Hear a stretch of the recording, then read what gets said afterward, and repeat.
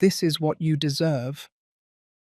Those were the words I heard as I looked at my fine porcelain plate, now stained with the saliva of Laura Vanderbilt, my daughter-in-law's mother. 15 people witnessed that moment. 15 pairs of eyes, silently watching as that 63-year-old woman, dressed in her pearl-colored Chanel suit, leaned over the mahogany dining table and spat at me as if I were trash. But what truly broke me was not the spit. It was the voice of my son. "Mom, please behave yourself. Don't provoke her." Robert. My Robert.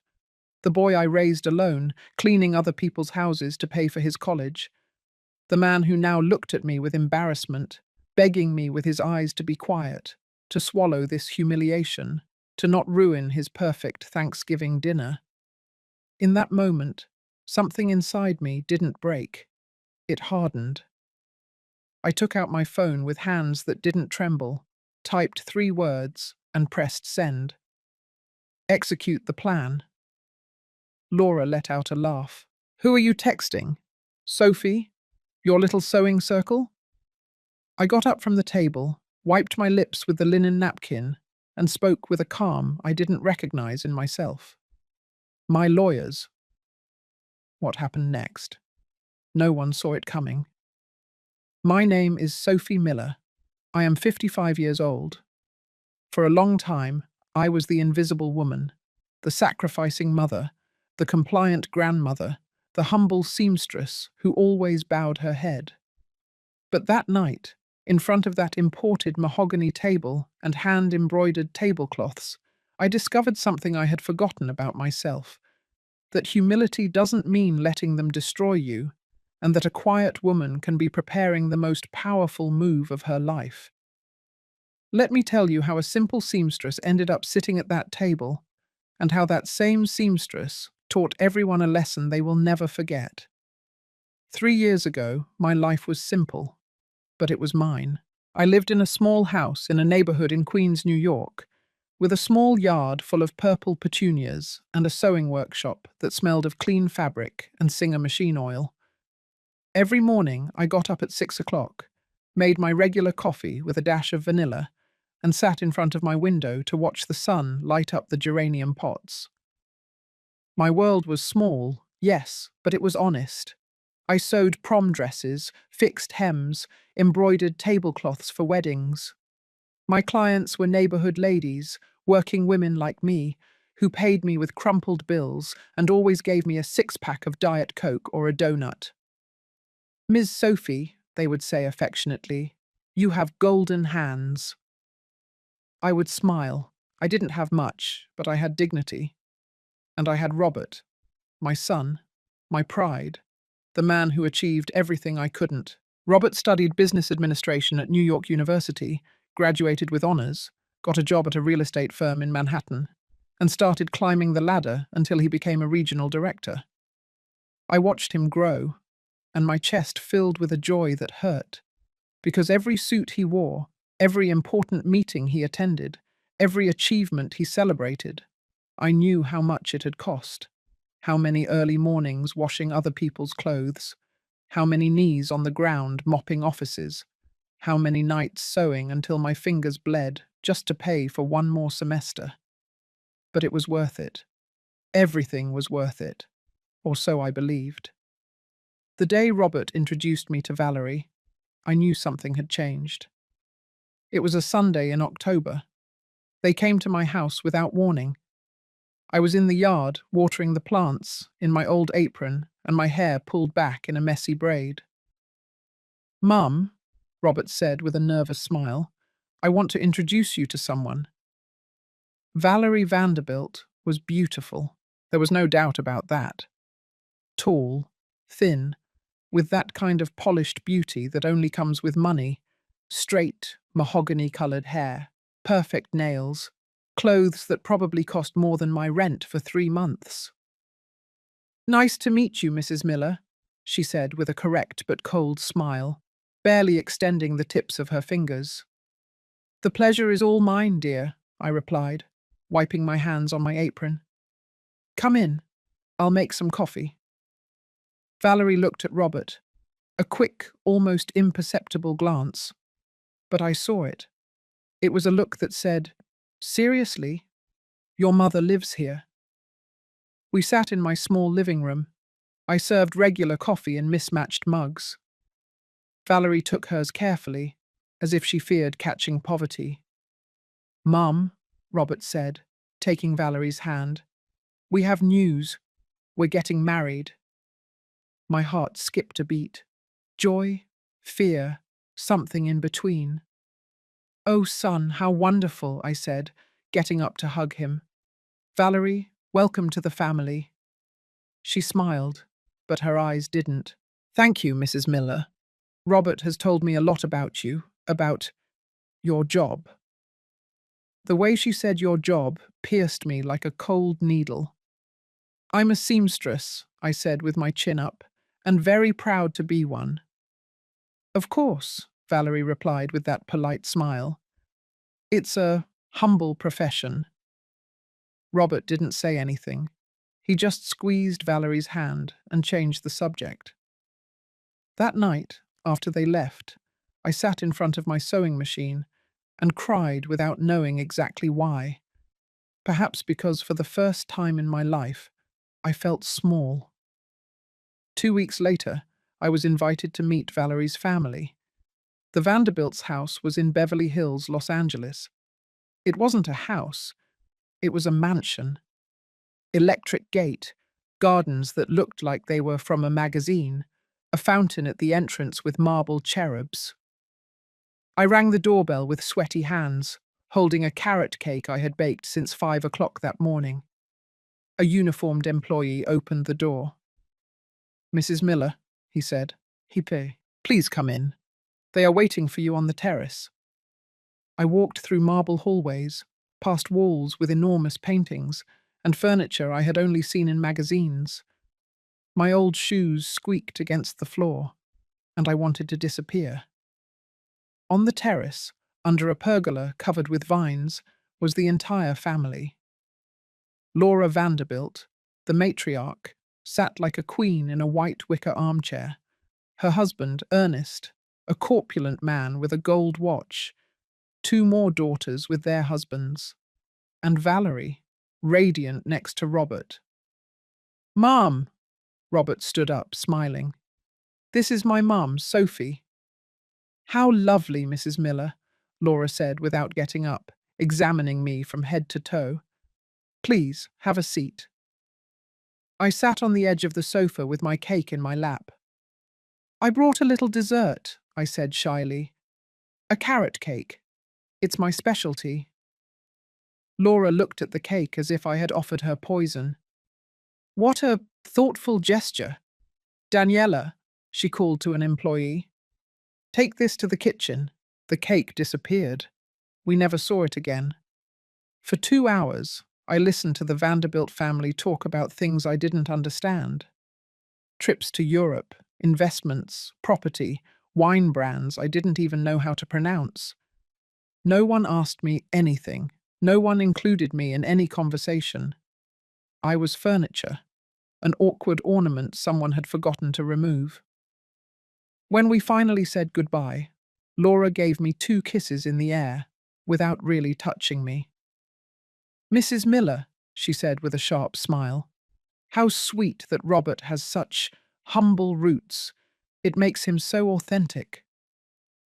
On the way back, Robert drove in silence. "Isn't Valerie's family incredible?" he finally said. I looked out the window.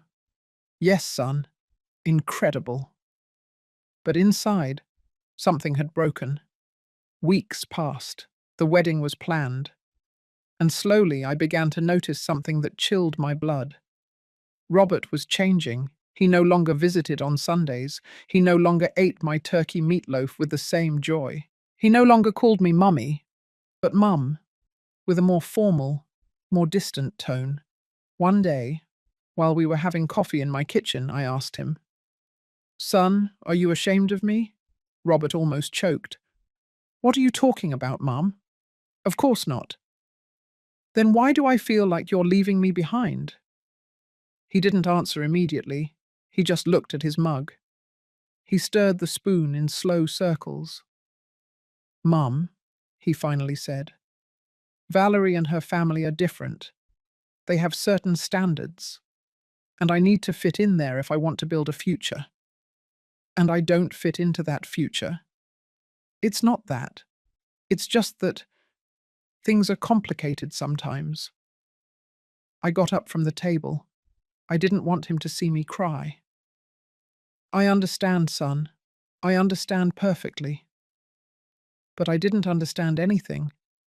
I only knew that the boy who swore to love me forever now looked at me as if I were a problem he needed to solve, and the worst was yet to come. Sometimes we trust the people we love too much. Sometimes we give everything without asking for anything in return. Have you also felt invisible to someone who should value you? Tell me your story in the comments. I want to read them. The wedding was held in June, in a garden in Newport, Rhode Island, that looked like it was out of a movie. I arrived alone, in a navy blue dress that I had sewn myself over 3 weeks. It was elegant, simple, dignified. But when I saw the guests in their designer dresses and their jewels shining under the sun, I felt like an intruder at my own celebration. Laura Vanderbilt looked spectacular in a champagne-colored dress and an enormous hat. She greeted me with that cold smile I already knew. "Sophie, you look lovely. Did you make your dress yourself?" "Yes, Mrs. Vanderbilt." "Oh, how talented. Though for next time I can recommend an excellent boutique, for important events." I swallowed the humiliation as if it were bitter medicine. During the ceremony I cried, but I don't know if I cried from happiness or from fear. I watched my Robert at the altar, so handsome in his tuxedo, looking at Valerie with those eyes full of love. And I only wanted to feel joy. I wanted to believe that everything would be fine. But something inside me knew I was losing my son. At the reception, they sat me at a table in the back, far from the main table, with Valerie's distant aunts who barely spoke to me. From there, I watched Robert laugh with the Vanderbilts, toast with them, belong to that world I could never touch. When it was time for the mother-son dance, Robert looked for me. I walked toward him with my heart in my throat. "Mom," he whispered as we danced, "thank you for everything, for every sacrifice. I will never forget it." "I know, my love. I just want you to be happy." "I am, Mum. Valerie is incredible, and her family has opened so many doors for me." I nodded, swallowing the words I really wanted to say. "What about me? I'm important too." But I kept quiet, as always. After the wedding, the months passed in a strange haze. Robert and Valerie moved into a townhouse in the Upper East Side of Manhattan that the Vanderbilts gave them as a wedding gift. A 3-story house with a terrace and a view of the park trees. I was still in my little house in Queens, sewing dresses for my clients, waiting for Robert's calls, which became more and more spaced out. One day, 6 months after the wedding, Robert called me, excited. "Mum, I have news. Valerie is pregnant. You're going to be a grandmother." My heart filled with pure, almost childlike joy. "Oh, son, how wonderful. I'm coming over right now." "Wait, Mum. I'll call you later to coordinate. Valerie is resting. And well, you know how these things are." "Of course, son. Whatever you need." But the call to coordinate never came. Throughout Valerie's pregnancy, I felt as if I were watching my son's life through glass. Close, but unable to touch. Valerie's Facebook posts showed spectacular baby showers, nursery rooms worthy of a magazine, professional photo shoots. And I, sitting in my workshop, knitting a baby blanket with my own hands, wondering if my grandson would ever use it. When Matthew was born, Robert called me from the hospital. "He's born, Mum. A beautiful boy. His name is Matthew Vanderbilt Miller." I was silent for a second. "Vanderbilt Miller?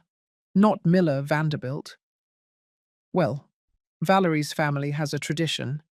The maternal surname comes first when it's the first male grandchild. Another silent humiliation. Again, swallow everything. That's fine, son. When can I go meet him?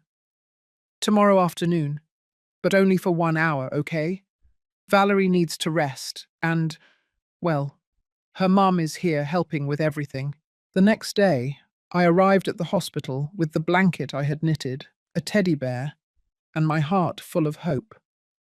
In the private room, surrounded by expensive flowers and elegant balloons, Valerie was in bed, radiant despite the fatigue.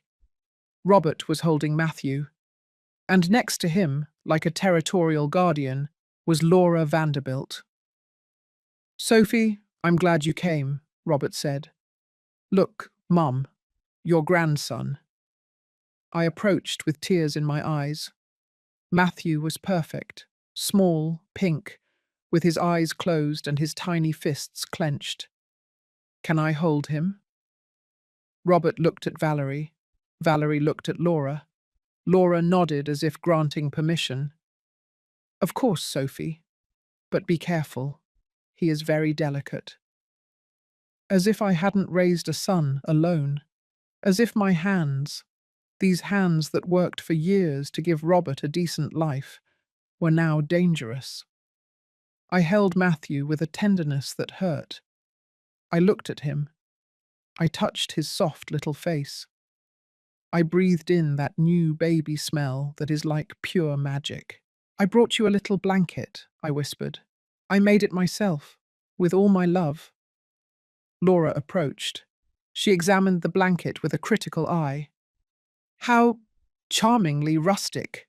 Although, you know, Sophie, these hand-knitted fabrics sometimes have fibers that can cause allergies. We'd better put it away and use the organic cotton blankets we've already bought." I felt as if I had been slapped. Robert didn't say anything. Valerie smiled sadly, but she didn't intervene either. I stayed 20 more minutes. No one offered me a seat. No one included me in the conversation about plans for the baby, the private pediatrician, the nanny they had already hired. When I said goodbye, I hugged Robert. "Son, if you need help with the baby, I can—" "Don't worry, Mum. Valerie's mom already has everything organized. She's going to stay with us for the first few weeks." Of course. Laura would stay. Laura would be there for the first smiles, the first nights, the first magical moments of her grandson. And I would return to my empty house, to my silent workshop, to be the second-class grandmother. In the taxi ride back, I cried uncontrollably. The driver asked me if I was okay.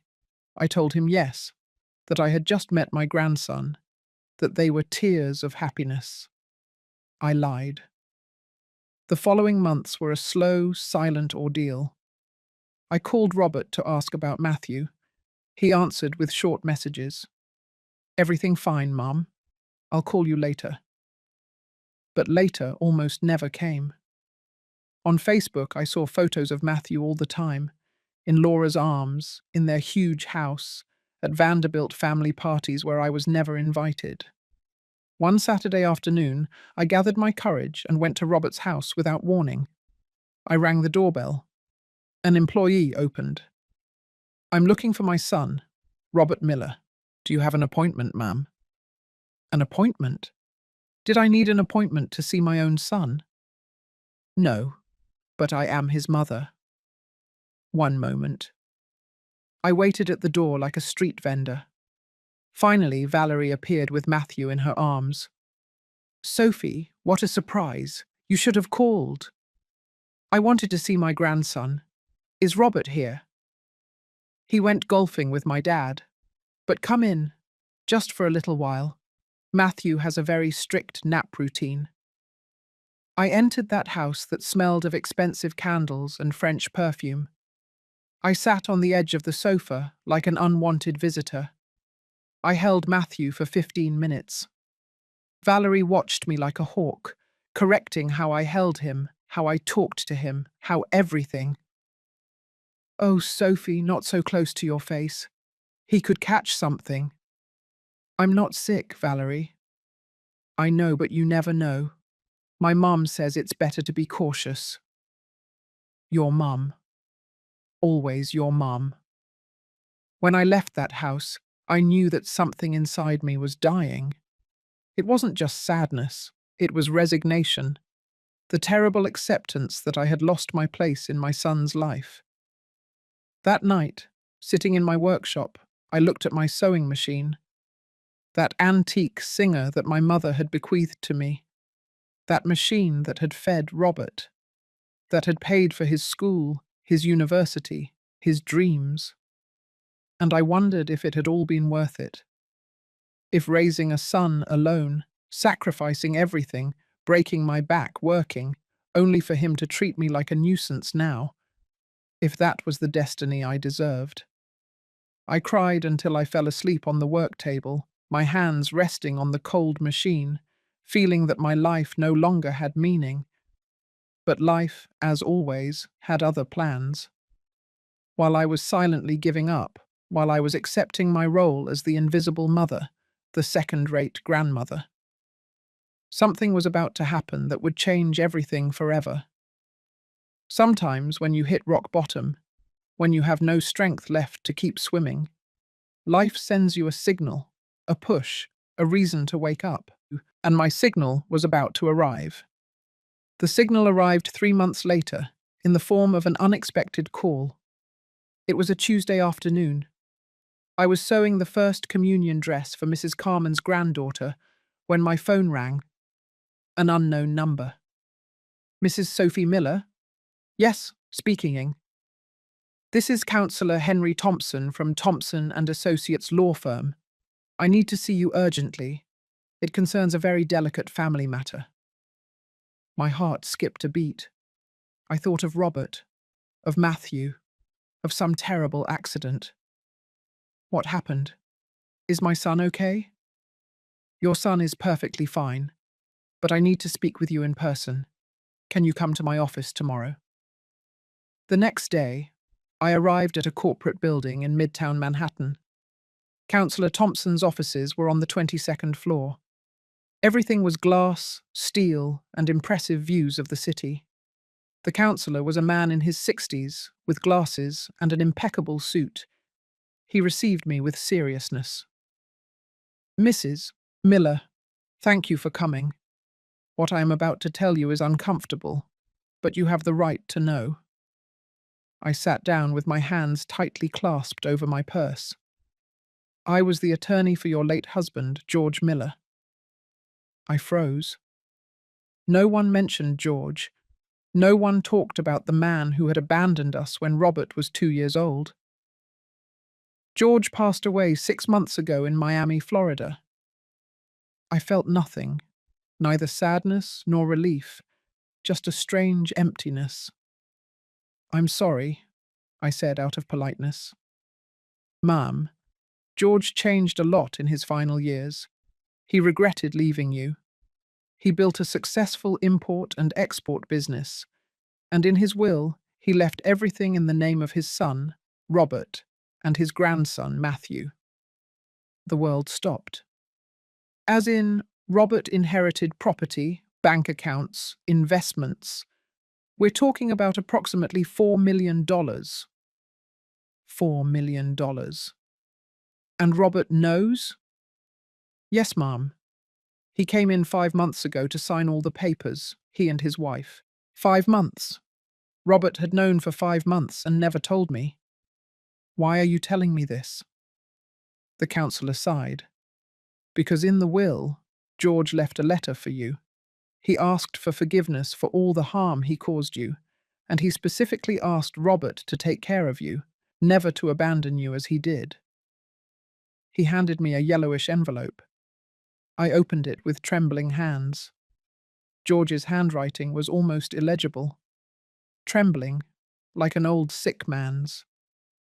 Sophie, I know I don't deserve your forgiveness. I left you alone with our son and took my cowardice to another city. I built a new life, but I was never happy. I always carried the guilt of having destroyed you. I left everything to Robert because you raised him alone, with your effort, with your love. But I beg him, never to abandon you as I did, that he take care of you, that he give you the place you deserve. Forgive me, Sophie, although I know I can't ask that of you. George. Tears fell onto the paper, staining the old ink. Mrs. Miller, the counsellor continued, the reason I called you is because Robert asked me for absolute discretion. He didn't want you to know anything about the inheritance. In fact, he signed specific documents to prevent me from contacting you. I felt as if cold water had been thrown on me. My son deliberately hid this from me. Yes, Ma'am, and there's something else you should know. He took some papers out of a folder. Robert and his wife have been making significant purchases in recent months. A country house in the Hamptons, valued at $800,000, a brand new BMW, shares in his father-in-law's company, and they made a donation of $100,000 to a foundation that Mrs. Laura Vanderbilt presides over. Each word was a stab. But they have never offered you assistance, financial or otherwise. I got up from the chair because I felt like I was suffocating. Why are you telling me all this, counsellor? Because my job is to execute the will of my clients. And George's will was that you know he repented, and that his son fulfill his last request. Robert signed confidentiality papers with me, but I didn't sign anything regarding you. Legally, I can inform you. And what do you expect me to do with this information? The counsellor looked at me with something that resembled compassion. That is up to you, Mrs. Miller, but I thought you deserved to know the truth. I left that office like a sleepwalker. I rode down the 22 floors in the elevator without seeing anything, without hearing anything. Only the echo of a truth that was splitting me in two. Robert had inherited $4 million and never told me, while I kept sewing until dawn to pay my rent, to buy my groceries, to save money for Matthew's little gifts that never reached his hands. My son had millions, millions that his absent father had left him with a single condition, that he take care of me, and he chose to hide it from me. I walked down Midtown Manhattan aimlessly, through the midday crowd, feeling that I didn't know the man my son had become. When did it happen? At what moment did the boy who cried in my arms, who promised he would always love me, who said, "When I grow up, I'm going to buy you a big house, Mommy," transform into this man who erased me from his life while spending fortunes to impress people who were worth nothing? That night I couldn't sleep. I tossed and turned in my bed, staring at the ceiling, listening to the heavy silence of my empty house. The next day, I did something I had never done. I actually looked through Valerie's Facebook, not just glancing over it. And there it all was. Photos in the Hamptons, in a beautiful wooden house with a lake. Our little vacation home, the caption said. The new BMW parked in front of their house. My husband spoiled me, with heart emojis. Photos of a charity gala. Valerie and Robert next to Laura, extremely elegant. Proud to support the Vanderbilt Hope Foundation. And photos of Matthew. Lots of photos of my grandson, with expensive toys, designer clothes, in his room that looked straight out of a catalogue. But no photo of me. Not a single mention that this child had another grandmother. I closed the laptop, and something inside me, something that had been dormant for years, began to wake up. It wasn't rage yet. It was something colder, more calculated. It was clarity. I picked up the phone and called Robert. "Hello, Mum. Everything okay?" "Son, I need to talk to you. It's important." "Oh, Mum, I'm busy. Can it be another day?" "No, Robert. I need to see you today." Something in my tone must have alerted him because he accepted. All right, I'll stop by your house tonight. But he didn't come alone. He arrived with Valerie. I received them with coffee. We sat in my small living room, that space that now seemed so tiny compared to their mansions. Son, I need to ask you something, and I want you to be honest with me. Your father passed away a few months ago, didn't he? Robert's face lost all colour. Valerie looked at him, alarmed. How? How did you know? That doesn't matter. Is it true? Robert swallowed hard. Yes, Mum. He passed away. But I didn't want to tell you because I thought it would just hurt you to remember him. And he left you an inheritance. Silence. A silence so heavy it seemed to crush the air in the room. Mum? Yes or no, Robert? Yes, he finally admitted, his voice cracking. He left us some resources. Some resources? $4 million were some resources. And why did you never tell me? Because I didn't want you to feel bad. Dad abandoned us, Mum. You were the one who raised me. I didn't want you to think that I now value his money more than everything you did for me. He sounded almost convincing. Almost. And what about your father's request? The letter where he asked you to take care of me? Robert turned even paler. Valerie intervened for the first time. Sophie, I think you're misunderstanding things. Robert loves you. We all love you. But his father's inheritance is a private matter for our family. I am his family, I said with a calm I didn't feel. What I meant to say is, our nuclear family, Robert, me and Matthew. We didn't want to involve you in complicated financial matters. Involve me? I'm his mother. Robert got up, nervous. Mum, I know this looks bad, but I promise I've always thought about you. In fact, Valerie and I were planning to help you, renovate your house, buy you a better car. When? In 5 more years? In 10? It's not fair, Mum. We're building our wealth. We have to think about Matthew's future, in smart investments. And is the Hamptons house a smart investment? The BMW? The $100,000 for your mother-in-law's foundation? Robert was speechless. Valerie stood up, offended. I don't know who gave you that information, Sophie, but it is very inappropriate for you to be investigating our finances. Inappropriate is forgetting the mother who broke her back to give her son a decent life. Robert approached, trying to take my hands. Mum, please, let's not fight. You are important to me. You always will be. I looked him in the eyes. Those eyes I had known since he was born, that I had seen cry, laugh, dream, and I recognized nothing in them. I want you to leave, I said firmly. Mum, please, leave my house. I need to be alone. They left. Robert tried to hug me at the door, but I stepped aside. When I closed the door, I leaned against it and took a deep breath. I didn't cry. For the first time in months, I didn't cry, because something had changed in me that night, something fundamental. I had stopped being the silent victim, the self-sacrificing mother who forgave everything. And although I still didn't know what I would do, although I still didn't have a plan, I knew I was no longer going to keep accepting crumbs of love at the table of my own life.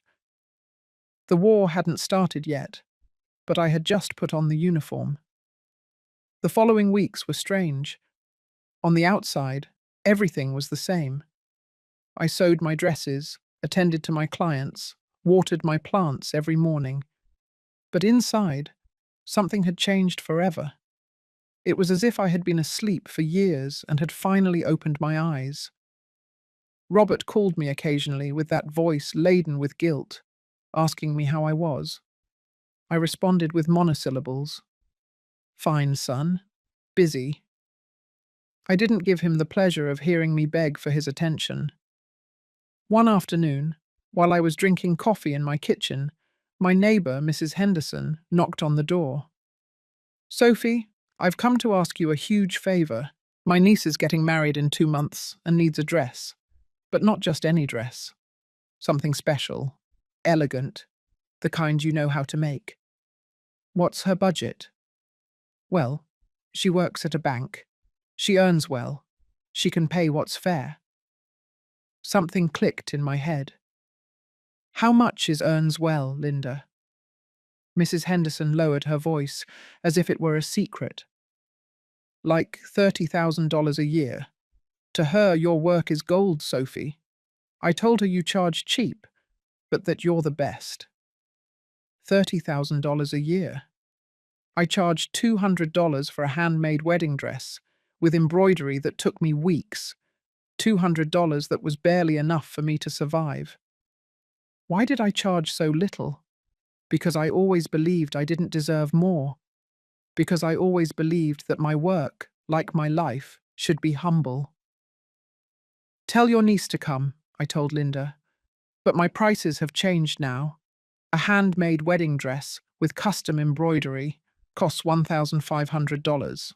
If she wants something more elaborate, $2,000. Mrs. Henderson almost choked on her coffee. "Oh, Sophie, isn't that a lot?" "It's fair, Linda. It's what my work is worth." 3 days later, Linda's niece came to my workshop. A pretty, nervous girl, about 25 years old. I showed her my portfolio, photos of dresses I had made over the years. Her eyes lit up. "Mrs. Sophie, your work is beautiful. It looks like it came from an expensive boutique." "Why? It is from an expensive boutique," I replied with newfound confidence. "Only I'm the owner of my own boutique."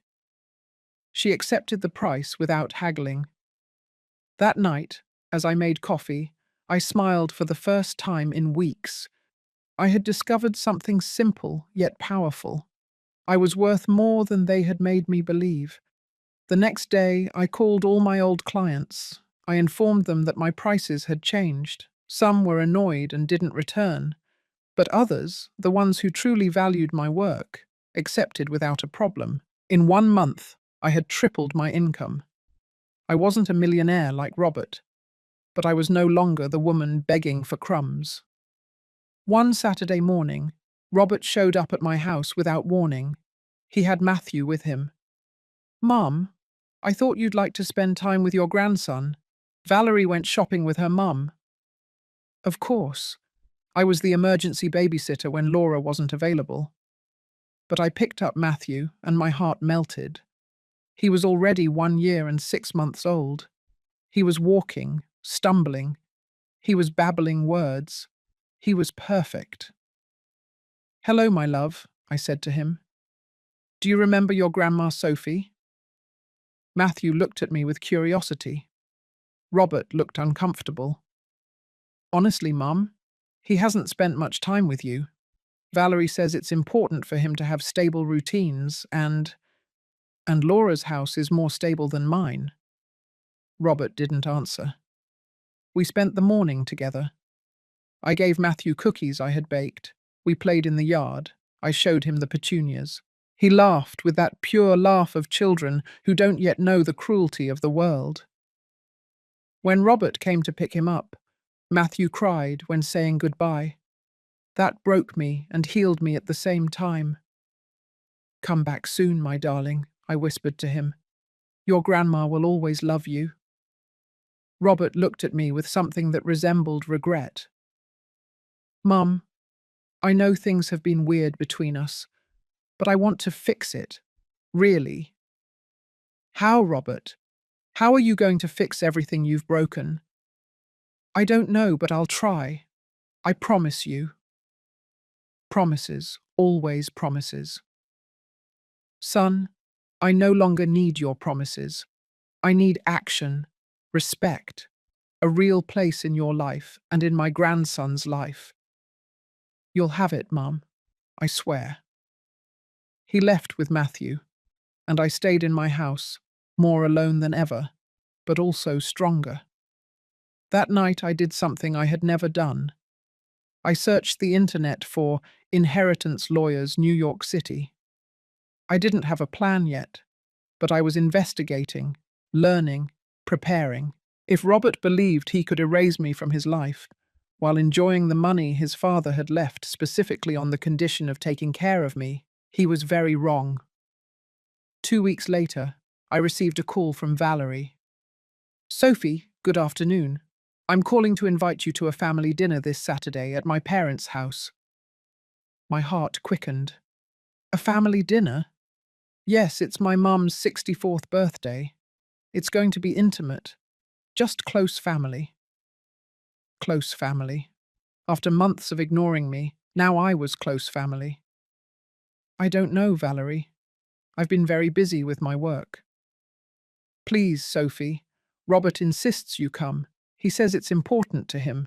And to Matthew, too." They were using my grandson as bait. How convenient. "All right. I'll be there." "Perfect. It's at 8 o'clock in the evening. And Sophie, it's an elegant dinner. You know, something formal." The message was clear. Don't show up in your poor seamstress clothes. I hung up the phone with a bitter smile. The following days, instead of sewing a dress for a client, I sewed one for myself. Black silk, an elegant but sober cut, with subtle embroidery on the neckline. Something I couldn't articulate with words, but that I knew in my heart. I deserved to look good. On Saturday, I arrived at the Vanderbilt's house exactly at 8 o'clock. The party had already started. Luxury cars filled the entrance. Laughter and music came from the illuminated terrace. I took a deep breath and rang the doorbell. The same employee as always opened for me. "Mrs. Miller, please come in. They're on the terrace." I walked down those hallways that I already knew, but this time with my head held high. On the terrace, under string lights and golden decorations, was the entire Vanderbilt family. Laura, radiant in her ivory dress, surrounded by her daughters, sons-in-law, grandchildren, and Robert and Valerie, sitting near her like satellites orbiting a sun. "Sophie!" Valerie exclaimed when she saw me. "I'm so glad you came. Mom, look, Sophie's here." Laura looked me up and down. Her smile didn't reach her eyes. "Sophie, welcome. What a unique dress. Did you make it?" "Yes, Mrs. Vanderbilt." "It shows. It has that handcrafted touch." Laura's daughters laughed discreetly. I sat in the only empty chair, at the end of the table, far from everyone, as always. During dinner, I listened to conversations about trips to Europe, investments, private schools for the children. No one spoke to me directly. It was as if I were a ghost. Until Laura, with her wineglass in hand, decided to acknowledge my existence. "Sophie, Robert told us you updated your prices. That's great that you're thriving." "Thank you, Mrs. Vanderbilt. I just charge what is fair for my work." "Of course, although you have to be careful. Sometimes when you raise your prices too much without the proper infrastructure, you can lose clientele." "I'm not worried. People who value quality work are always willing to pay." Laura smiled, but there was poison in that smile. "You're right. Although, of course, you and I have very different definitions of what quality work is." As I tell all this, I think about where you might be listening to me now, perhaps at home, maybe on your way to work, or lying down before bed. Write the name of your city in the comments. I want to know where the brave women like you are, the ones who understand what it means to fight in silence. The rest of the dinner passed without major incident. When they brought the cake, everyone sang "Happy Birthday." Laura blew out the candles, surrounded by her perfect family, her perfect life. And I, sitting in my corner, wondered what the heck I was doing there. After the cake, while the others were having digestives and coffee, I got up to go to the restroom. In the hallway, I heard voices coming from the study. The door was ajar. It was Laura talking to Robert. You have to set boundaries, Robert. Your mother is a good woman, but she can't continue to be a burden on you. She's not a burden, Laura. Oh, sweetie, don't be naive. You saw how she reacted with the inheritance, as if she had a right to claim something from you. Your father left her for a reason, didn't he? Maybe she wasn't as saintly as you think. I felt the floor disappear beneath my feet. My mum was an excellent mother, Robert replied, but his voice sounded weak, without conviction. Whatever you say. But Valerie and I think it would be better if you establish some distance. For Matthew's sake, children need to grow up surrounded by sophisticated environments, not what? Mediocrity, Robert. Your son deserves the best, and we can give it to him. Your mother, with all due respect, can only offer him, well, you know. I should have left. I should have gotten out of there at that moment. But I remained paralyzed, listening to that woman destroy my image in front of my own son. Laura is right about one thing, Robert. Your mum is very intense, I heard Valerie's voice say. She always makes awkward comments, and with the lawyer thing, she showed that she doesn't trust us. I just wanted answers, Robert mumbled. Well, she succeeded in making all of us uncomfortable. Look, I'm not saying you completely cut her off, but you do need to establish clear boundaries. Matthew can see her sometimes, but under supervision, and our family's finances are none of her business. You're right, sweetie, Laura added. Besides, now that Valerie is pregnant again, you need peace and quiet, not family drama. Pregnant again? My heart broke in two. They were going to have another baby, and no one had told me. I returned to the terrace with trembling legs. I sat down in my place. I took a sip of water and watched Robert return from the study with Valerie and Laura.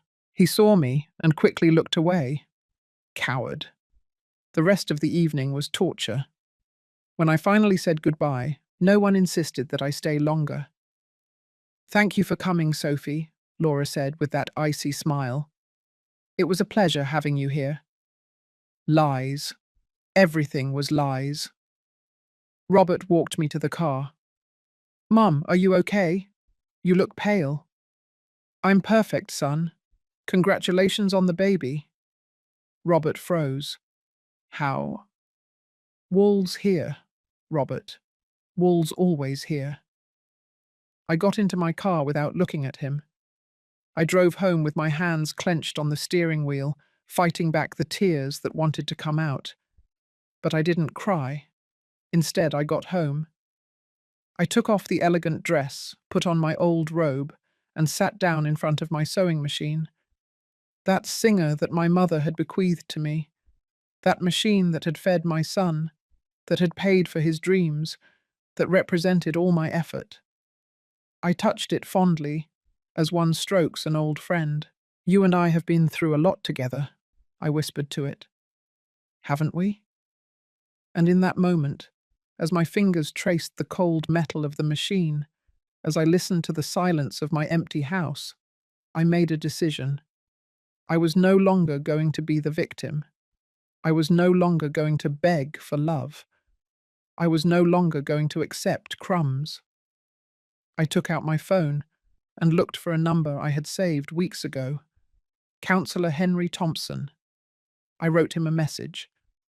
Councillor, I need urgent legal advice regarding inheritances, family rights, and grandparent protection. When can you see me? The answer came in 2 minutes. Tomorrow at 10 o'clock. I'll be waiting, Mrs. Miller. I closed my phone and took a deep breath. The war was no longer just a possibility. The war had just begun.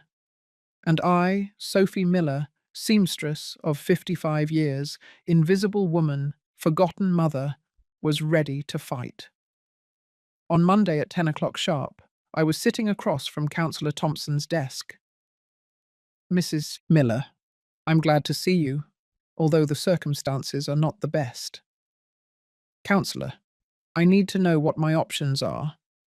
Legally, my son has excluded me from his life and my grandson's life. Is there anything I can do? The councillor took out a notebook and began taking notes. Tell me everything from the beginning. And I told him everything. The hidden inheritance, the humiliations, the new pregnancy they hid from me, the conversations I had overheard. Each word hurt, but it also liberated me. When I finished, the councillor leaned back in his chair, thoughtful. Mrs. Miller, legally there are several things we can explore. First, in New York, the figure of grandparent visitation rights exists. You have the right to see your grandson. If we can prove that he is unjustly preventing that contact, a judge can order it. My heart leaped with hope. Second, regarding the inheritance. Your late husband left an explicit letter asking Robert to take care of you. That is not legally binding, but what? But if we can prove that Robert is using the inheritance in a way contrary to the express wishes of the testator, and that you are in a situation of need while he spends on unnecessary luxuries, there are legal precedents for moral claims. I don't want his money, counsellor. I just want them to respect me. I understand, Ma'am. But sometimes, for people to understand the value of something, you have to hit them where it hurts the most. He was right. Robert only cared about money and his image. That's where I had to hit. There is something else, the counsellor continued. I need to investigate something. May I make some inquiries with the public registry and with some contacts? Whatever is necessary. I'll call you in a few days. I left there with a mixture of hope and fear. I was taking steps into unknown territory, but there was no turning back. That same afternoon, while I was sewing Mrs. Henderson's niece's dress, my phone rang. It was Robert. Mum, I need to talk to you. Tell me. No, in person. Can I come over now? I'm working. Please, Mum. It's important. Something in his voice alerted me. It wasn't guilt. It was urgency. All right. I'll wait for you. He arrived 30 minutes later, alone. That was already strange. He looked drawn, haggard, nervous. Mum, I need to ask you a huge favor. I crossed my arms. Go ahead. I need you to sign some papers. What papers? He took some documents out of his briefcase. He put them on my work table. It's a voluntary renunciation of visitation rights with Matthew. The world stopped. What? Wait. Let me explain. It's not what you think. It's just a legal formality. Valerie and I are doing some paperwork for the new baby. Inheritance issues, trusts, and the lawyers asked us to have all the grandparents sign documents waiving future claims. Did Laura sign this? Robert hesitated. It's different. She's actively involved in Matthew's life. Well, you hardly see him, Mum. So it's just to legally protect the children in case of what, Robert? In case of any future family conflict. I took the papers and read them slowly. Although the legal language was complicated, I understood enough. It wasn't a renunciation of visitation. It was a sworn statement that I voluntarily waived any right over my grandchildren, that I acknowledged that I did not have the financial or emotional capacity to be an active part of their lives, that I accepted sporadic visits under the parents' supervision.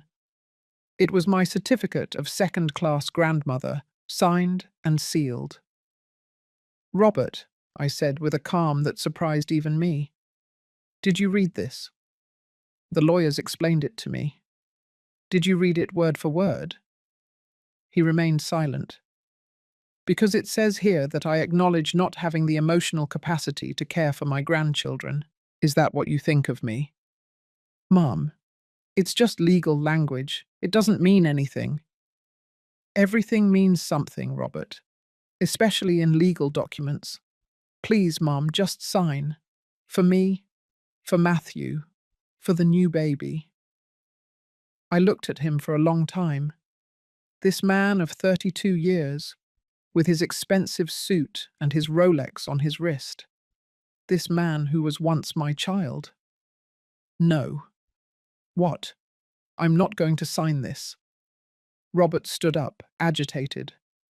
Mum, you have to understand. If you don't sign, Valerie and her family will think you're being difficult. They're going to… Going to what? Distance me more. I barely see my grandson now, Robert. What else can they take from me? It's not like that, Mum. We're not trying to take anything from you. Then why do you need me to legally waive my grandmother rights? Because it's what's best for everyone. For everyone? Or for Laura? Robert paled. This was her idea, wasn't it? I continued. She convinced Valerie, and Valerie convinced you, and now you come here to ask me to erase myself from my grandchildren's lives. It's not that. Then what is it, Robert? Explain it to me. What is it? I had never yelled at him like that. Never. Robert slumped into the chair, his head in his hands. Mum, you don't understand the pressure I live under. The Vanderbilts have opened incredible doors for me. They brought me into their company. They introduced me to important investors. Laura sees me as a son, but they have certain standards, and I don't meet those standards. Silence. That silence told me more than 1,000 words. I understand, I said with a voice I didn't recognize as my own. I, your mother, the woman who worked herself to death so you could have an education, clothes, food. I'm not good enough for the Vanderbilt family. Don't say that. Then what do I say, Robert? What do I say when my own son asks me to give up my grandchildren because his mother-in-law wants it that way? She doesn't want it that way. I heard it, Robert. I heard when she told you I was a burden, that I'm mediocre, that Matthew shouldn't grow up near me. Robert closed his eyes. Mum, Laura sometimes says things she doesn't really mean. She's intense. And you? What do you think? I love you, Mum. I will always love you. That's not what I asked you. I looked at him, waiting, needing to hear that he would defend me, that he would tell me I was important, that he wouldn't allow anyone to erase me from his life. But Robert just lowered his gaze, and in that silence, in that inability to defend me, I understood something devastating. My son was ashamed of me. Leave, I said with a broken voice. Mum, leave my house and take your papers. Please think about it. It's just a signature. It doesn't change anything between us. Robert, it changes everything. And I've already made my decision. I am not going to sign. He stood up. He took the documents with trembling hands. Valerie is going to be very disappointed. Let her be disappointed. I've already lived enough disappointments for 2 lifetimes. Robert reached the door. He stopped. Mum, you can still reconsider.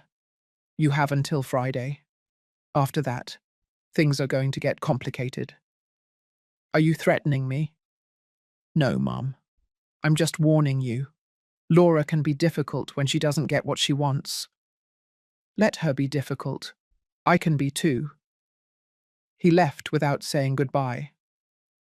When I closed the door, my legs gave out. I slid to the floor, hugging my knees, trying to breathe. When did everything break so badly? When did my son choose money and status over his own mother? That night I didn't sleep. I tossed and turned in bed, reviewing every moment of Robert's life, searching for where I had failed as a mother. Was I too permissive? Too self-sacrificing? Did I unintentionally teach him that a mother's love is something that can be despised because it will always be there? At 3 o'clock in the morning, my phone rang. It was a message from an unknown number. "Mrs. Miller, this is Mary, an employee at the Vanderbilt's house. Sorry to write to you at this hour. I need to speak with you. It's important. Please don't tell anyone I contacted you." My heart raced. What is this about? "I prefer to tell you in person. Can you meet us tomorrow at the coffee shop in Central Park? At 11 o'clock. Come alone." Us? Daniela and me. We both work there. And we both know things that you should know. Things they are planning against you. I felt a chill run down my spine. I'll be there. At 11 o'clock the next morning, I was sitting at a table in the Central Park coffee shop, with coffee I couldn't drink because my hands were trembling. Two women in their 40s arrived, with tired but honest faces. Mary, the one who had always opened the door for me, and Daniela, the one who had taken my cake that first time. They sat down nervously, looking around. "Mrs. Miller," Mary began, "what we are going to tell you could get us into trouble. But what they are doing is not right. It's not right." "What is going on?" Daniela took out her phone. "2 days ago, Mrs. Laura and Mrs. Valerie were talking in the living room. We were cleaning nearby and, well, we listened. And we recorded it," Mary added. "I know it's wrong, but something told us you needed to know." She handed me her phone with headphones. I pressed play. Laura's voice sounded clear. "Did you convince Robert to ask his mother to sign the papers?" "Yes, Mum. It was today, but I don't think she'll sign." "She has to sign, Valerie. If she doesn't sign voluntarily, we'll have to take other measures." "What measures?" "Well, I have a lawyer who can prepare documents proving that Sophie is unfit to be around the children. We can use her precarious economic situation, her age, her lack of resources for medical emergencies." "But is that legal?" "Honey, everything is legal when you have the right lawyer and enough money to pay for it. Besides, once the second baby is born, you can request preventative guardianship. Basically, a document that says that in case of any problem, the children could never stay with her." "It sounds cruel, Mum." "It's not cruel, it's protection. That woman is resentful because Robert inherited and she didn't. Who guarantees us that she won't try to manipulate Matthew against us when he grows up? Better to cut her off at the root." My blood froze. "And is Robert okay with this?" Valerie asked in the recording. "Robert is okay with whatever you tell him he's okay with. That boy adores you, Valerie, and he adores this life we've given him. He's not going to risk it for his mother. Sometimes I feel bad for her. I mean, she did sacrifice for him." "Please, Valerie. She did what any mother would do. She's no saint. Besides, we already gave her opportunities to be part of the family, and she's always with that victim attitude. I'm tired of her martyr face." There was a pause. "And what if she finds a lawyer?" Laura laughed, a cold, calculating laugh. "With what money? She lives hand-to-mouth sewing dresses. Good lawyers cost what she doesn't earn in a year. And even if she found one, we have more resources, better connections, and above all, we have legal custody. She has nothing." The recording ended. I took off the headphones with hands that I no longer felt. "There's more," Daniela said. "We have seen documents in Mr. Ernest's study, lawyer papers, things about preventative custody, false psychological evaluations." "False?" "Yes, ma'am. They already have documents prepared saying you suffer from emotional instability, that you have made inappropriate comments in front of the child, that your house is not safe for minors. All lies." Why are you telling me this? Why are you risking your jobs? Mary took my hand. Because we are both mothers, Mrs. Miller, and we both know what it's like to fight for our children. What they are doing to you is not right. Period. Besides, Daniela added, you were always kind to us. You greeted us, asked about our families. Mrs. Laura doesn't even look us in the eyes. You have a heart. They only have money. I got up from the table because I felt like I was suffocating. I walked toward the park, breathing deeply, trying to process what I had just heard.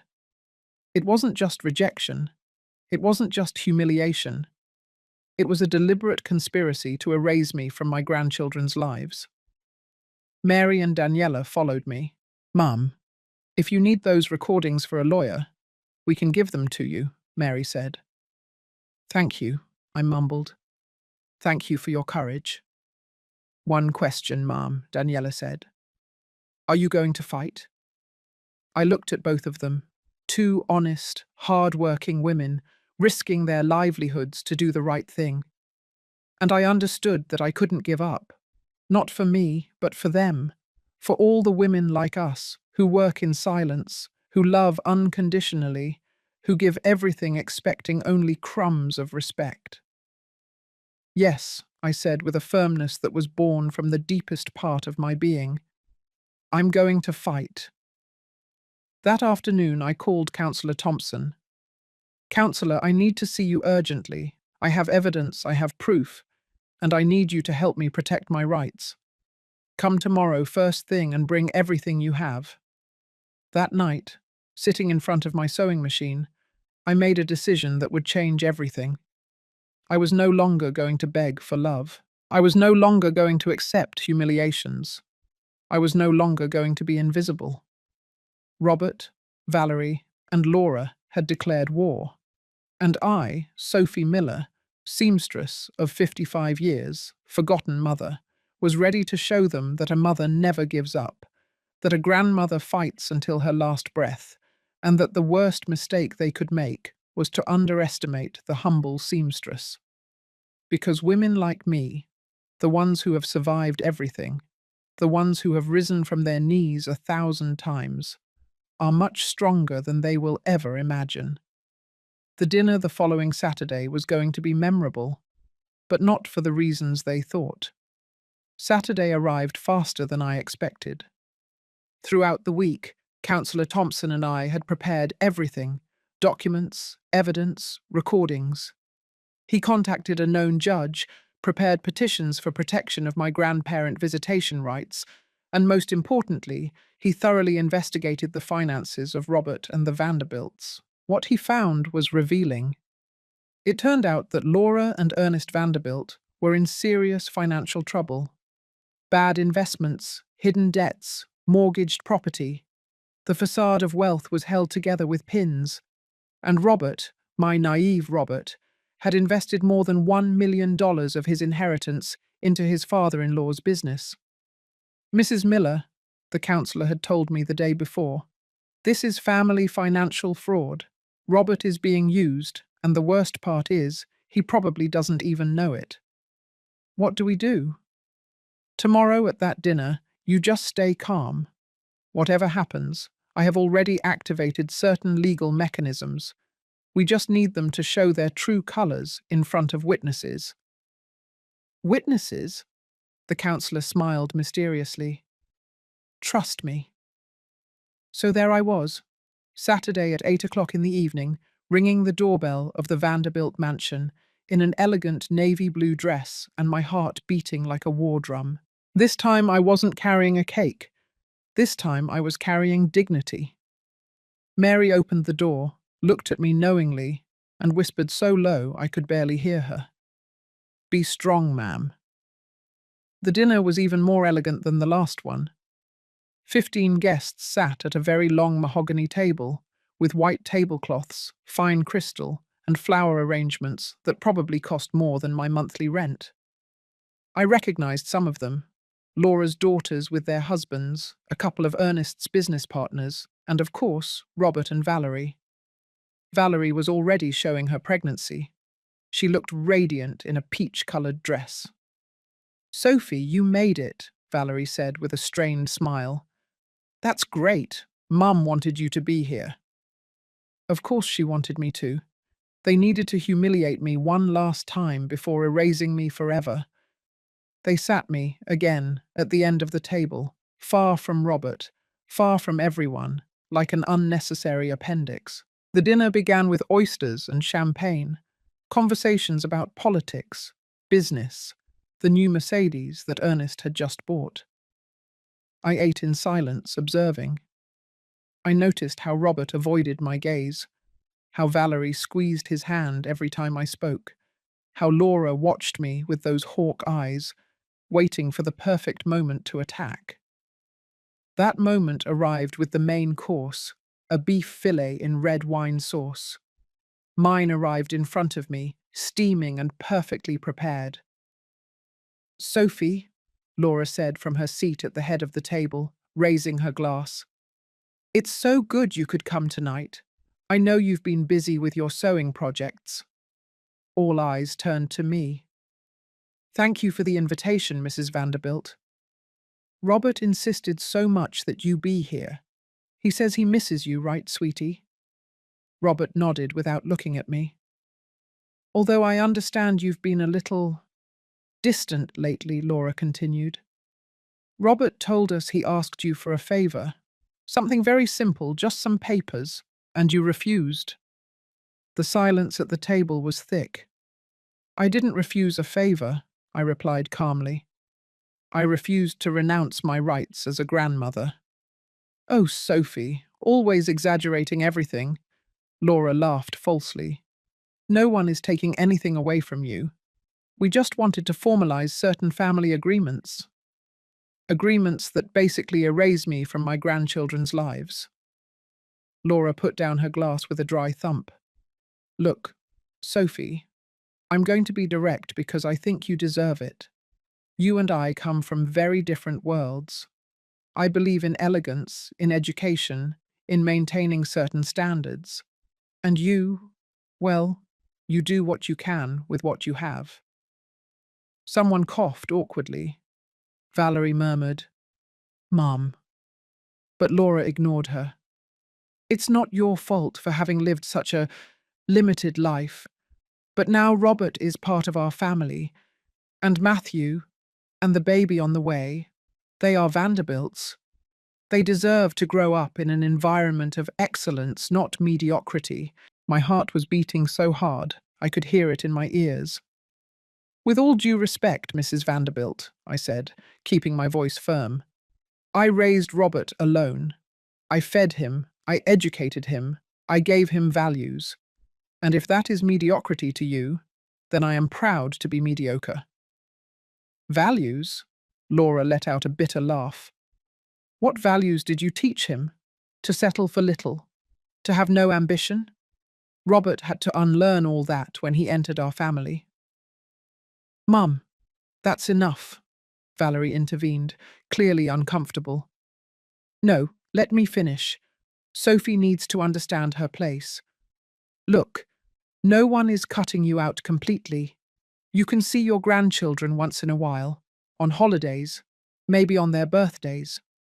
But the daily upbringing, the important decisions, the formation of their character, that's up to us." "And what does Robert think of all this?" I asked, looking directly at my son. Robert opened his mouth, but Laura spoke first. "Robert thinks the same as us, right, sweetie?" My son, my child, the man I had raised with infinite love, nodded. "Mum," he said in a weak voice, "it's what's best for everyone. You'll have your space, we'll have ours. It's healthier that way." "Healthier? Or more convenient?" "Sophie, you're being dramatic now," Laura intervened. "This is exactly what I mean. Always the victim. It's always the drama. The children don't need to grow up with that negative energy." I took a deep breath. I remained calm as Councillor Thompson had asked me to. "Negative energy? Is wanting to see my grandchildren negative energy? Wanting to be part of their lives? It's negative energy not knowing your place, Laura said coldly. And your place, Sophie, is in your little house in Queens, with your sewing machine, living your simple little life. Leave the important things to us. Ernest, her husband, tried to intervene, seeing that the situation was escalating. No, Ernest. Someone has to tell her things as they are. Laura stood up from her chair. She walked slowly toward my side of the table. She stopped next to me. Sophie, I'm going to be very clear. You don't fit into this family. You never have. And the faster you accept it, the better for everyone. I don't need to fit into your family, I replied firmly. I am Robert's family. I am his mother. I am the grandmother of his children. You are a burden, Laura said with poison in every word. An emotional burden that Robert no longer needs to carry. She leaned over the table. And then, while everyone watched in absolute shock, she spat on my plate. The spit landed on my fillet, staining the wine sauce. The silence was deafening. This, Laura said without an ounce of shame, is what you deserve. No one moved, no one spoke. Everyone stared, horrified and paralyzed, except Robert. My son, my child, looked at me with pleading eyes and whispered, "Mum, please behave yourself. Don't provoke her." In that moment, something inside me didn't break. It crystallized. I reached for my purse with hands that didn't tremble. I took out my phone, and with a calm that I didn't know I possessed, I wrote a message and pressed send. Execute the plan. Laura let out a scornful laugh. Who are you texting, Sophie? Your little sewing circle? Are they going to come and defend me with needles and thread? I stood up. I wiped my mouth with the linen napkin, and I looked Laura directly in the eyes. My lawyers. The smile vanished from her face. Lawyers? Please, Sophie, you can't even afford a decent lawyer. You are mistaken, Mrs. Vanderbilt. I have several and very good ones. In fact, they are already on their way. With documents, with court orders, and with some very interesting questions about financial fraud. Ernest jumped to his feet. What are you talking about? I'm talking about the investments you asked Robert to make in your company. Investments that, according to my lawyer's investigation, never actually existed. Money that simply disappeared. Robert paled. What? No. Ernest told me they were safe investments. They were a fraud, son. They used you. They took over $1 million of your inheritance to cover their debts. That's a lie, Laura screamed. Douglas, you don't have proof of anything. I have all the proof. Bank transfers, forged documents, emails, everything. At that moment, the doorbell rang. Mary went to open it. 3 men in suits entered, Councillor Thompson and 2 of his colleagues. Good evening, the councillor said, with impeccable professionalism. We have documents that need to be served to Mr. Robert Miller and Mr. Ernest Vanderbilt. What documents? Ernest asked, his voice trembling. A request for a financial audit for possible fraud. A court order for family visitation for Mrs. Sophie Miller with her grandchildren, and a civil lawsuit for emotional distress and conspiracy to deprive family rights. This is ridiculous, Laura tried to defend herself, but her voice no longer sounded so confident. Also, Councillor Thompson continued, we have this recording, courtesy of 2 honest employees of this house. He placed a small speaker on the table and pressed play. Laura's voice filled the dining room. That woman is resentful because Robert inherited and she didn't. Who guarantees us that she won't try to manipulate Matthew against us when he grows up? Better to cut her off at the root. The faces around the table were a sight to behold. We also have documents that you prepared with false information about Mrs. Miller, fabricated psychological evaluations, statements of mental instability that never existed. All of that is illegal. I... We didn't... Ernest tried to speak, but the words wouldn't come out. Valerie looked at her mother in horror. Mum, is all this true? Laura didn't respond. Her perfectly made-up face now showed panic. I approached Robert. My son was sitting, his hands covering his head, destroyed. Son, I said softly, you were given a choice, and you chose them. You chose the money, the status, the easy life. You chose to humiliate me, erase me, treat me like trash. Mom, I didn't know. You knew, maybe not everything, but you knew they were hurting me, and you looked the other way. Tears streamed down his face. Forgive me. I can't, Robert. Not yet. Maybe someday. But today I need to leave here with what little dignity I have left. I turned to everyone present. This family took many things from me. My son, my grandson, my peace. But they couldn't take the most important thing, my self-worth. I walked toward the door. Councillor Thompson and his colleagues followed me. Before leaving, I stopped and looked at Laura one last time. Mrs. Vanderbilt, you spat on my plate saying it was what I deserved. But life has a curious way of returning what you give. And something tells me you are going to learn that lesson very soon. I left that house with my head held high. Outside, under the starry sky, I finally allowed myself to tremble. Councillor Thompson placed a hand on my shoulder. Mrs. Miller, you were very brave in there. I don't feel brave. I feel devastated. I know, but you did the right thing. And now, legally, you have everything in your favor. And I lost my son forever. If you lost him, it was because he chose to lose himself.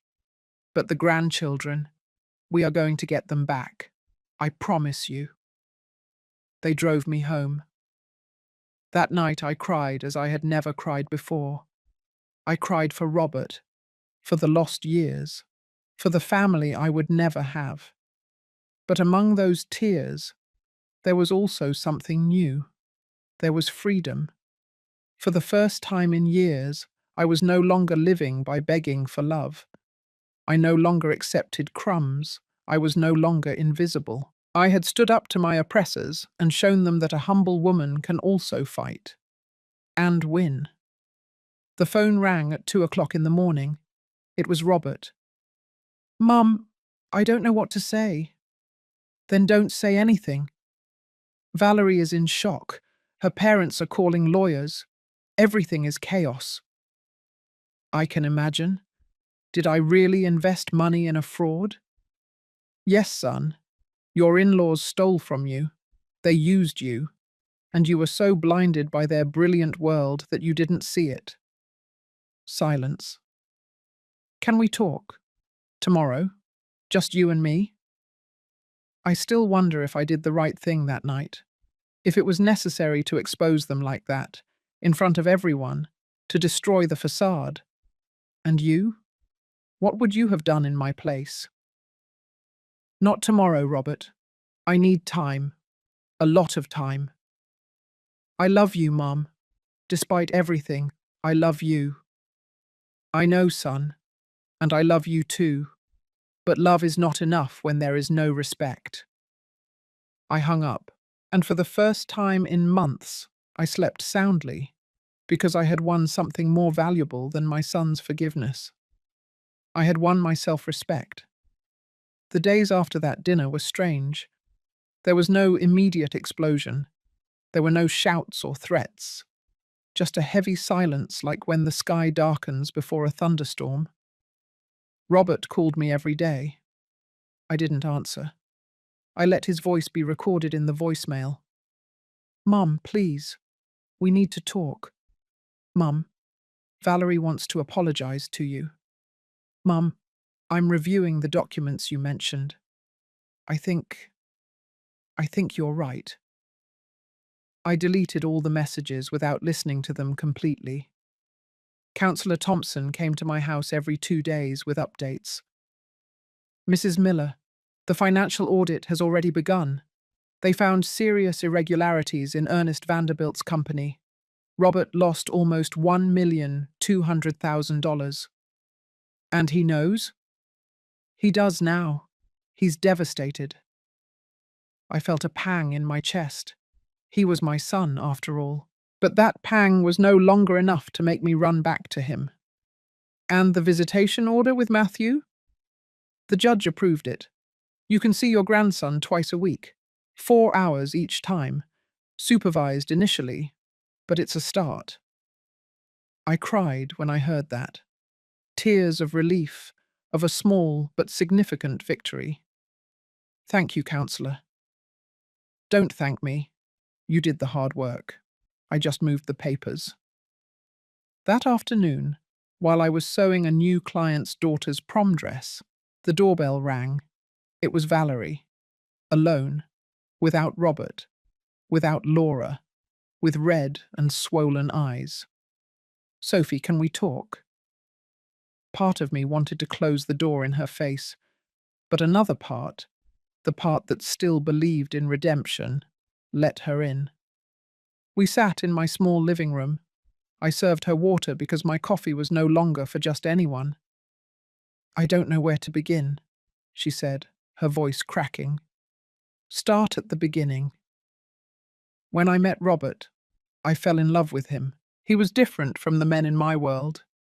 He had an appetite for success, but he also had a heart. He talked about you with so much love, Sophie, about how you had sacrificed everything for him. And what happened?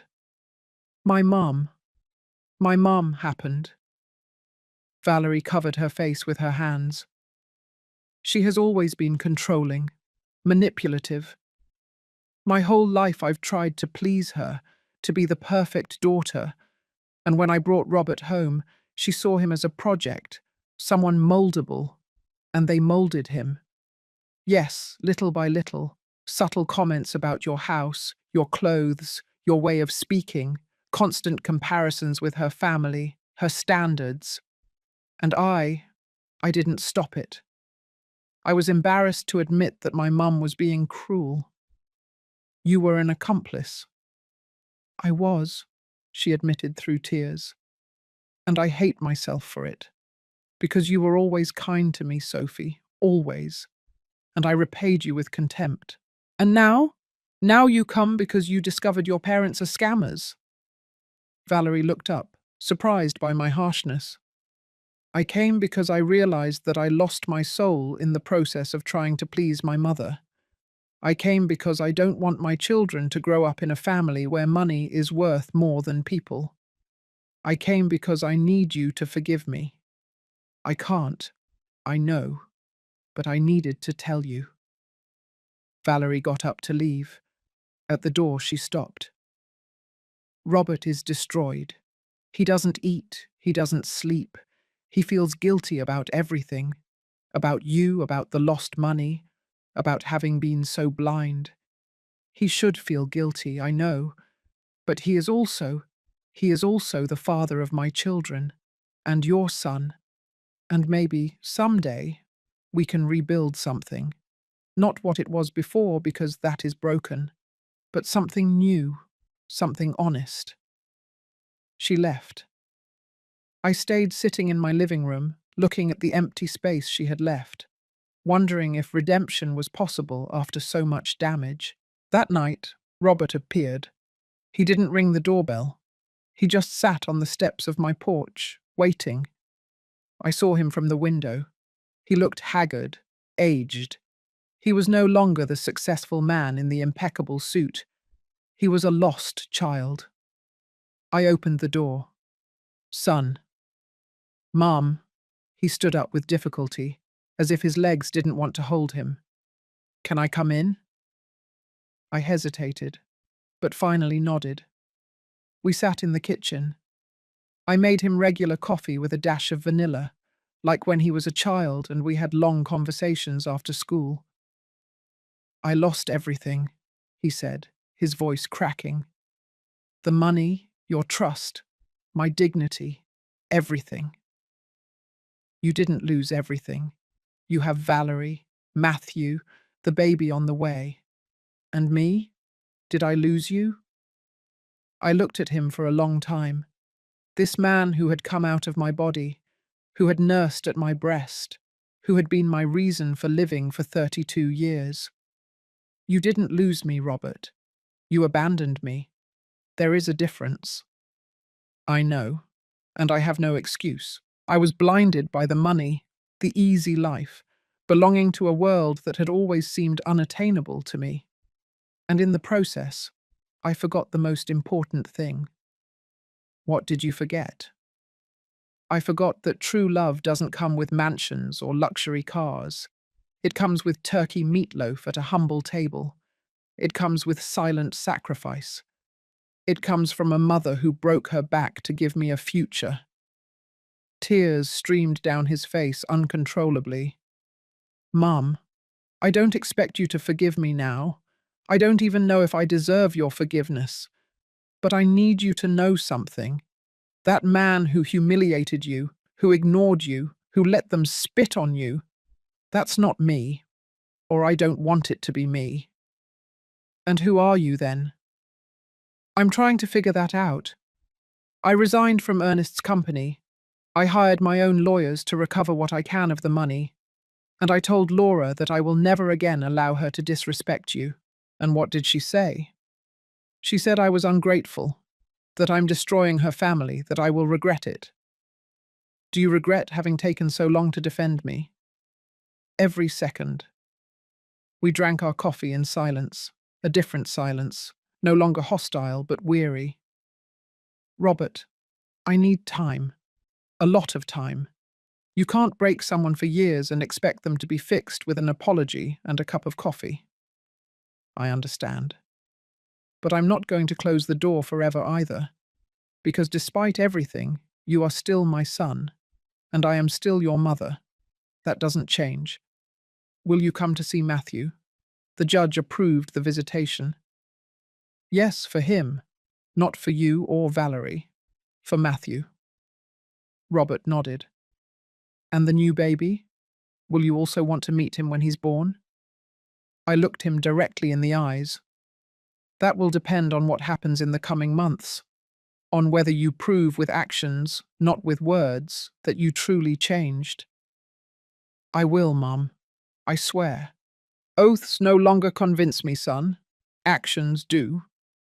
He left that night with something he hadn't had in months, a little hope. And I stayed in my house, in my workshop, next to my sewing machine, knowing that the road back would be long. But for the first time, it was a road where I set the rules, where my dignity was non-negotiable, where my love was no longer a free ticket for them to abuse me. 3 weeks later, I had my first supervised visit with Matthew. It was in a public park, with a social worker present. Valerie brought the child, left him with me for 4 hours, and left. Matthew was shy at first. He hardly remembered me. "Hello, my darling," I said, kneeling down to his height. "I'm your Grandma Sophie. Do you remember me?" He shook his head. My heart broke a little, but I smiled. "Don't worry. We have plenty of time to get to know each other again." I had brought him a ball and homemade cookies. We played on the grass. He laughed with that clean laugh of children, and slowly he began to let go. "Grandma," he said suddenly, "why don't you live with us?" "Because I have my own little house, my love. But that doesn't mean I don't love you. I love you very much." "How much?" I opened my arms as wide as I could. "This much, the size of the sky." He laughed and threw himself into my arms. In that moment, holding my grandson against my chest, I knew it had all been worth it. The fight, the pain, the public humiliation, everything. Because now I could see Matthew. I could be part of his life. I could be the grandmother I always wanted to be. When Valerie returned to pick him up, Matthew cried because he didn't want to leave. "Grandma Sophie is fun," he told his mum. Valerie looked at me with teary eyes. "Thank you for not giving up," she whispered. I didn't answer. I just nodded. Because mothers, grandmothers, women like me, we never give up. We can bend, we can cry, we can bleed, but we don't break. And sooner or later, life returns what we deserve. 2 months passed. 2 months in which my life changed in ways I never imagined. The visits with Matthew became regular, no longer supervised, no longer in public parks, as if I were a dangerous stranger. Now he came to my house. We played in the yard with the petunias, we baked cookies together, and he told me stories about his school with that innocence that only 3-year-olds have. "Grandma Sophie," he would say to me, "why does your house smell like cinnamon?" "Because love is always cooking here, my darling." Robert had kept his word, little by little, with actions, not with empty promises. He deposited money into my account every month. Not much, but enough so that I no longer had to sew until dawn just to pay the rent. "It's not charity," he had told me. "It's what it always should have been, taking care of you, just like you took care of me." Valerie was also doing her part. She invited me to the pregnancy checkups. She consulted me about names for the baby. She was building bridges where before there had only been walls. But Laura was another story. Councillor Thompson called me one Tuesday afternoon. "Mrs. Miller, are you sitting down?" "Tell me, councillor." "The audit is finished. The Vanderbilts are in serious trouble. Tax fraud, embezzlement, phantom investments. Ernest could face criminal charges. And Robert's money? Irrecoverable for the most part. But there is good news. Justice is acting." "What kind of good news?" "Ernest is negotiating with the prosecutor's office. To avoid jail, he has to return what he can and accept severe financial penalties. They are foreclosing on property. The mansion. Among other things, the Vanderbilts are going to lose everything they built with dirty money." I should have felt satisfaction. I should have felt that justice was finally served. But I only felt emptiness. "And Laura?" "Ah, Laura is a special case." I could hear the smile in the councillor's voice. It turns out that Laura had boasted so much about her perfect quality, her connections, her status, that now all her acquaintances are distancing themselves. The friends she used to have tea with, the partners in her exclusive clubs, even her own daughters are taking distance. Why? Because no one wants to be near a scandal. And why, Mrs. Miller? You have more allies than you think. Do you remember Mary and Daniela, the employees who helped you? Of course. They talked to other employees from well-known families. It turns out that Laura Vanderbilt has a terrible reputation in the domestic service circle. Abusive, humiliating, bossy. And those employees talk among themselves. And their employers listen. And does that matter? In that world, ma'am, reputation is everything. And Laura's is ruined.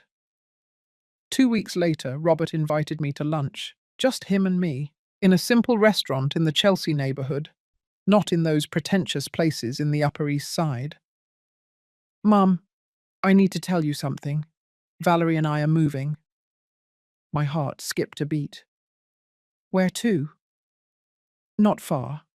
To a smaller house in the West Village. We sold the one in the Upper East Side. We needed the money to pay the debts that remained from the fraud." "And Valerie agrees?" "It was her idea. She said that house was never really ours. It was a gilded cage built by her parents." "How is she?" Robert sighed. "She's processing a lot of things. Her relationship with Laura is broken. Her mum blames her for everything. She says we destroyed the family by exposing the fraud. You didn't destroy anything. They did that all by themselves. That's what I tell her. But it's difficult for Valerie. Her whole life she believed her family was perfect.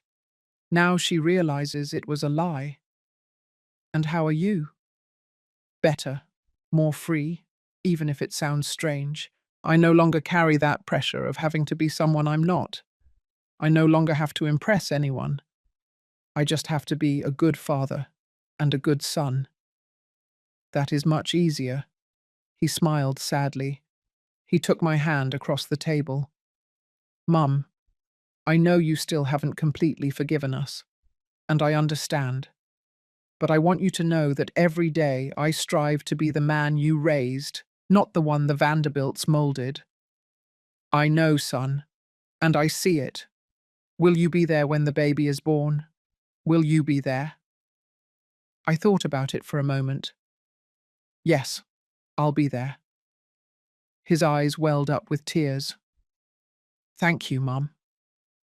The baby was born on a Thursday in April. A girl, small, pink, perfect. They named her Miranda. I was at the hospital from the beginning, not in the waiting room like a second-class visitor, but in the room holding Valerie's hand during labour. Breathe, dear, I told her. Almost there. You are very strong. When Miranda was born and they placed her in Valerie's arms, we all cried. Robert looked at me from the other side of the bed. Mum, do you want to hold her? He passed my granddaughter to me. That small being that weighed almost nothing but was everything. Welcome to the world, my Miranda, I whispered to her. Your Grandma Sophie is going to love you very much. She's going to teach you how to sew, how to bake cookies, how to be strong like the women in this family. At that moment, someone knocked on the door. It was Laura. The silence in the room became thick. Laura looked different, smaller somehow, without her armor of expensive clothes and perfect makeup. Just a 64-year-old woman, tired and defeated. I came to meet my granddaughter, she said with a trembling voice. Valerie looked at her harshly. Mom, I told you I wasn't ready to see you yet. Please, Valerie, she's my granddaughter. And she's my daughter. And after everything you did, I already paid for it, Laura interrupted. Her voice broke. I lost my house. I lost my reputation. I lost my friends. I lost everything. You lost everything superficial, Valerie said coldly. But you never had what was important. Laura looked at me then, and in her eyes I saw something I had never seen before. Fear.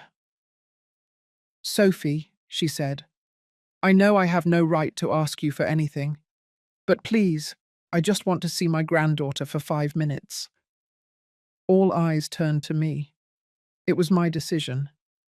After everything that had happened, I had the power to say no, to make Laura feel even a fraction of the pain she had caused me.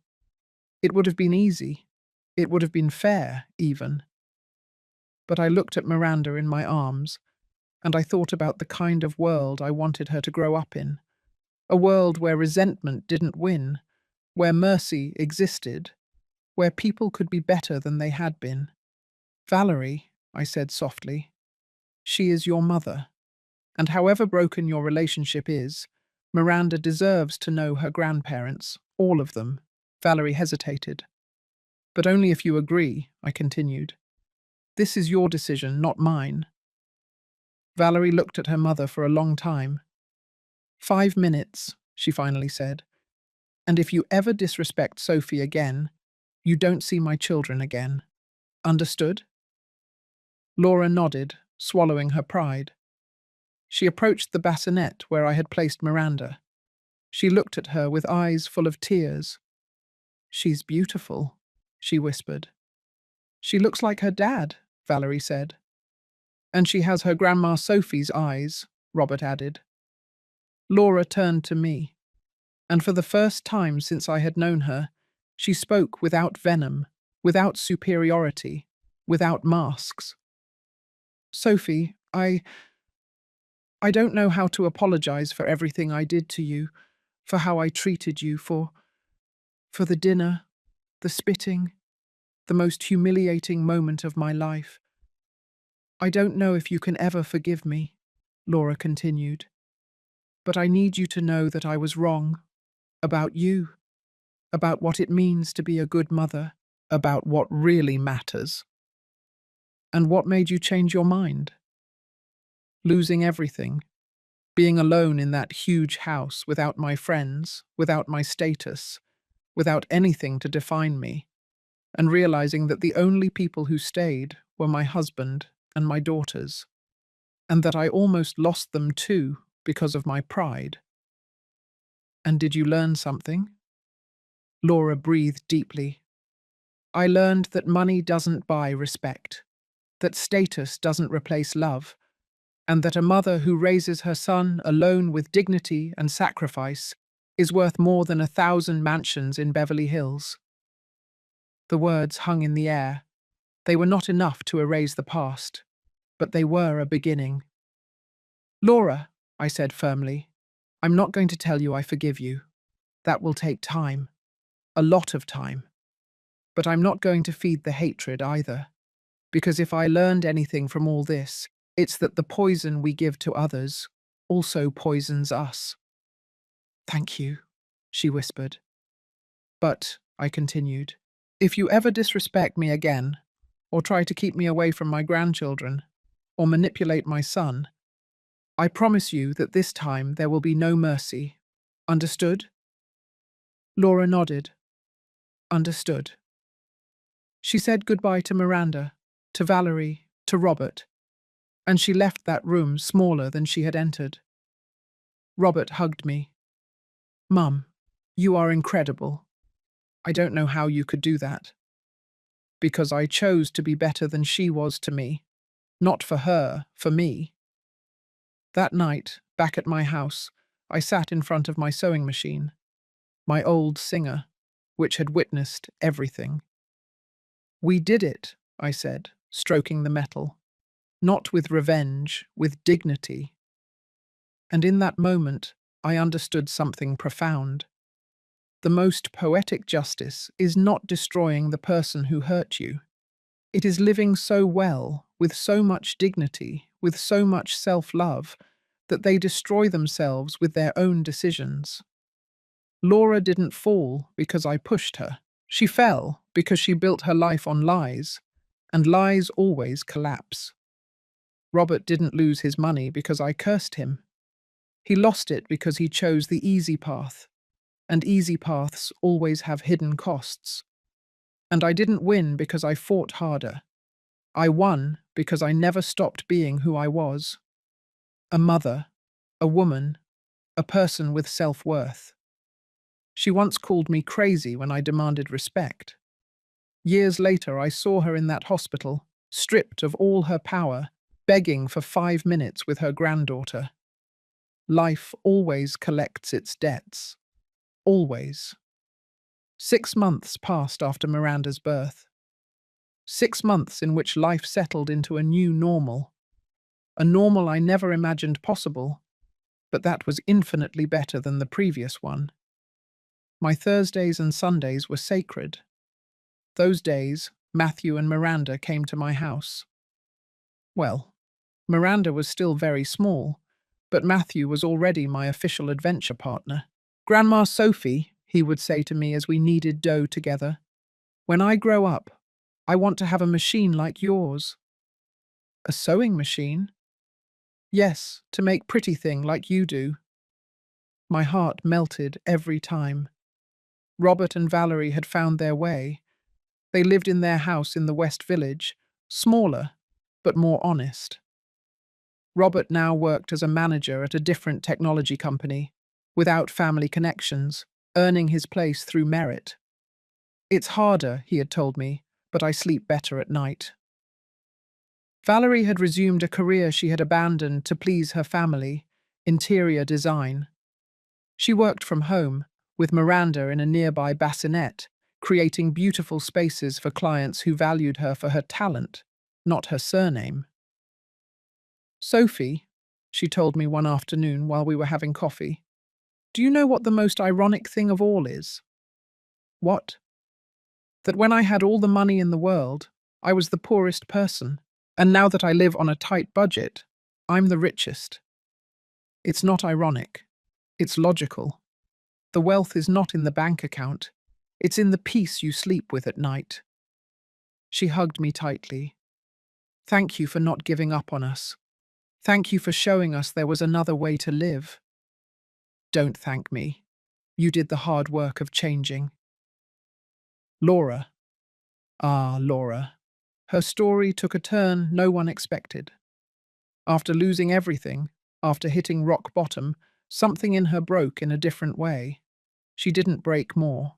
She rebuilt. They sold what little they had left and moved into a modest apartment in the Upper West Side.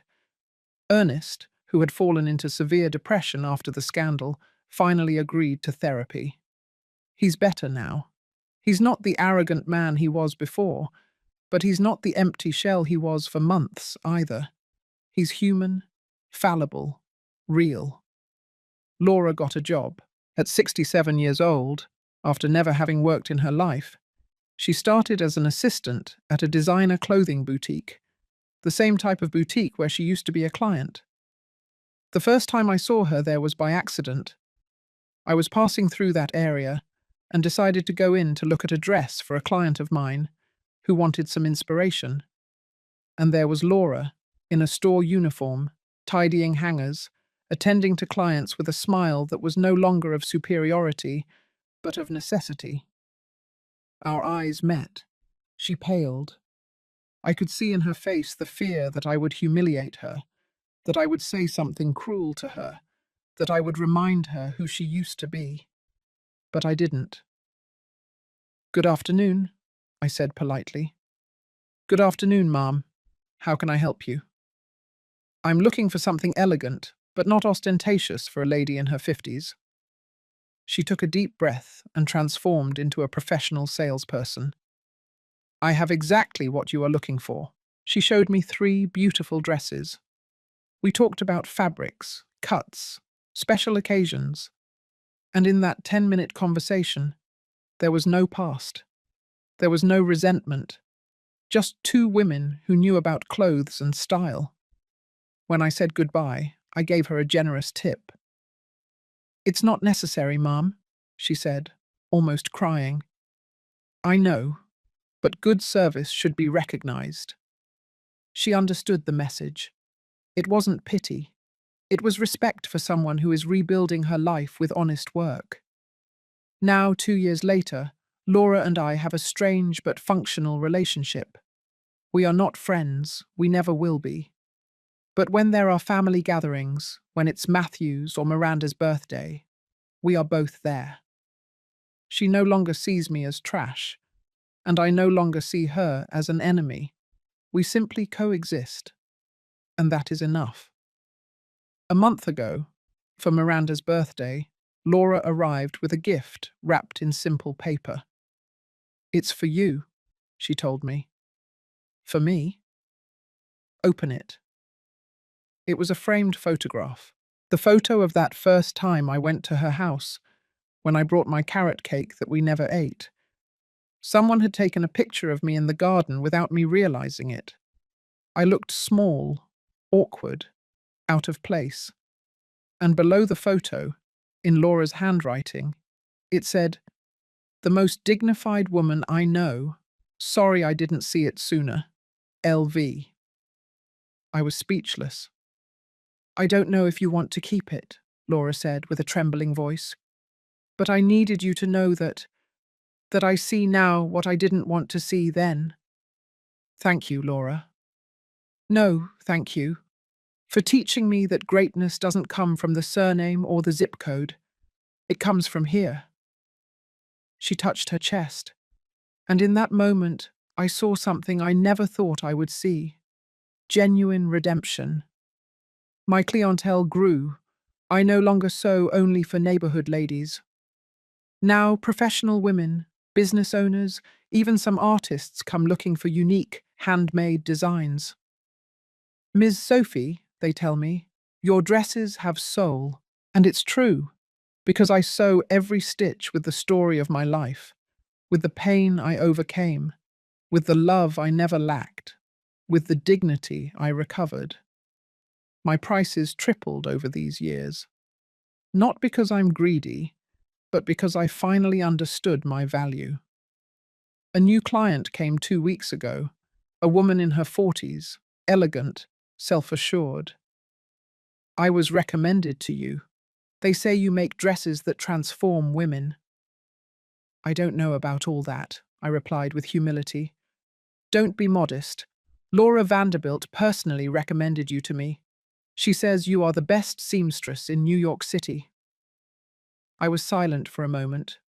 Laura recommending me, speaking well of me, the turns life takes. Well, I said, regaining my composure, let's see what you need, and let's make something beautiful together. Robert and I healed, not overnight. It was a slow, painful process, with setbacks and progress. There were days when I still felt the pain of his betrayal, days when I looked at him and saw the man who had asked me to behave myself while his mother-in-law spat on me. But there were also days when I saw him playing with Matthew in the yard, teaching him how to ride a bike, and I remembered the boy he once was, the son I raised with so much love, and I chose to focus on those days. Mum, he told me 6 months ago during a dinner at my house, will you ever completely forgive me? I looked him in the eyes. Robert, I've already forgiven you a long time ago, but forgiveness doesn't erase what happened. It leaves a scar, and scars sometimes hurt when the weather changes. I know, but scars are also proof that we survived, that the wound healed, and that's what's important. He took my hand. I love you, Mum, and I'm going to spend the rest of my life proving to you that I am the man you raised, not the one the Vanderbilts tried to mold. You're already proving it, son, every day. Mrs. Henderson, my lifelong neighbour, is still my confidant, but now she's also a partner in my business. She manages my schedule, answers the phone, receives clients. Sophie, she tells me, who would have thought you'd end up being a businesswoman? I never stopped being one, Linda. I just didn't value myself before. Oh, friend, if your story were written in a book, no one would believe it. Well, it's a good thing it's not a book. It's my life, and it's turning out better than I ever dreamed. Mary and Daniela, the employees who risked their jobs to help me, are still my friends. They no longer work for the Vanderbilts. Mary opened her own cleaning company. Daniela studied culinary arts and now has a small cake business. The three of us meet once a month for lunch. And at those lunches, we celebrate something simple but powerful, that women who support each other are unstoppable. Mrs. Sophie, Mary told me at our last lunch, you taught us that no matter how much power people have, if they don't have dignity, they have nothing. And you taught me that courage comes in all forms. Sometimes it's defending your rights in court, and sometimes it's recording a conversation, risking your job. We toasted, not with expensive champagne, but with homemade cranberry juice, because the value of things is not in their price, but in the meaning we give them. There are nights when I sit in my yard, under the petunias, with a cup of regular coffee, and I review everything that happened. The humiliation of that dinner, the spit on my plate, my son's betrayal, the conspiracy to erase me from my grandchildren's lives. And I ask myself, would I do it all again? Would I fight again, expose them, risk losing Robert forever? And the answer is always the same. Yes, because I didn't fight for revenge. I fought for dignity. I didn't seek to destroy anyone. I sought to recover myself. And that is priceless. Sometimes I wonder what would have happened if I had remained silent, if I had agreed to be the invisible grandmother, the second-class mother, the woman who exists only to serve others. I would have had superficial peace, perhaps, but I would have lost my soul, and I prefer a life of storms, but with my dignity intact, than a life of calm, but with my soul sold. Matthew asked me the other day, "Grandma, why does Grandma Laura live in a small house like yours?" Because sometimes life teaches us lessons, my love, and one of those lessons is that what matters is not the size of the house, but the size of the heart of the person who lives in it. And do you have a big heart? I tried to always have one, my darling, even when others were not kind to me. And is that good? It's the best, because when you have a big heart, no matter how much they hurt you, you always have room to heal. He hugged me tightly. I want to have a big heart like yours. And there, in that innocent embrace of a 6-year-old boy, I understood that everything had been worth it, because I not only recovered my dignity, I not only recovered my place as a grandmother, I also planted seeds of values in my grandchildren, seeds that will grow and bear fruit that I may not see, but that will exist. Legacy is not the mansions or the bank accounts. Legacy is the values we pass on, the lessons we teach, the way we treat others.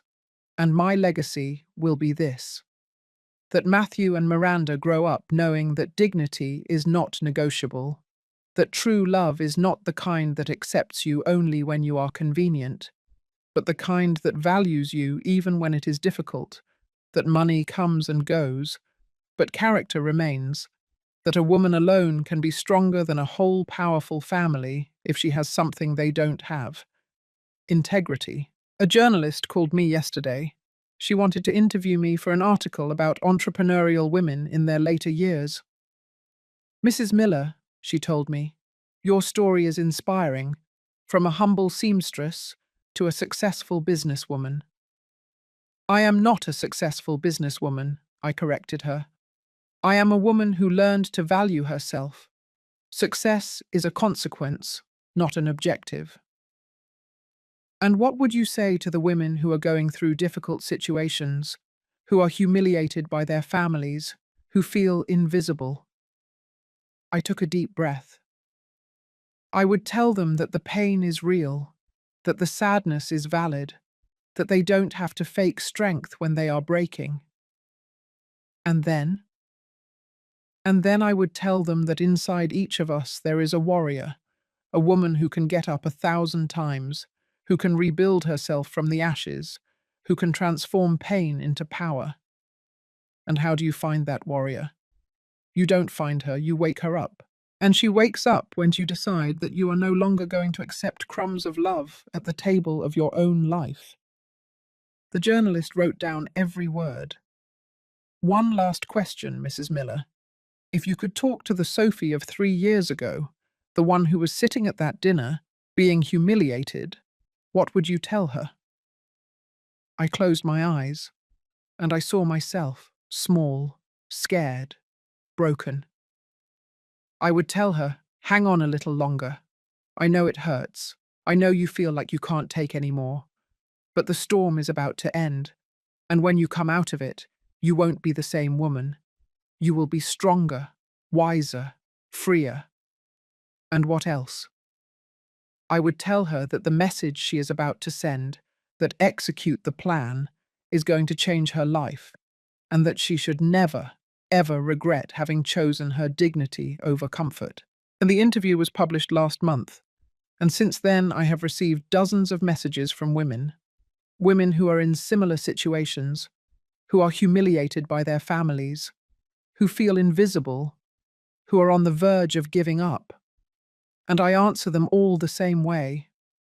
You matter, your pain is valid, your struggle is sacred. And no matter how long it takes you to get out of where you are, the important thing is that you don't give up. Because on the other side of the storm, there is a version of you waiting for you. A version that is stronger, more complete, more free. This morning, while I was sewing a client's daughter's wedding dress, Matthew ran into my workshop. Grandma, Dad says we're going to have a big party to celebrate your 58th birthday.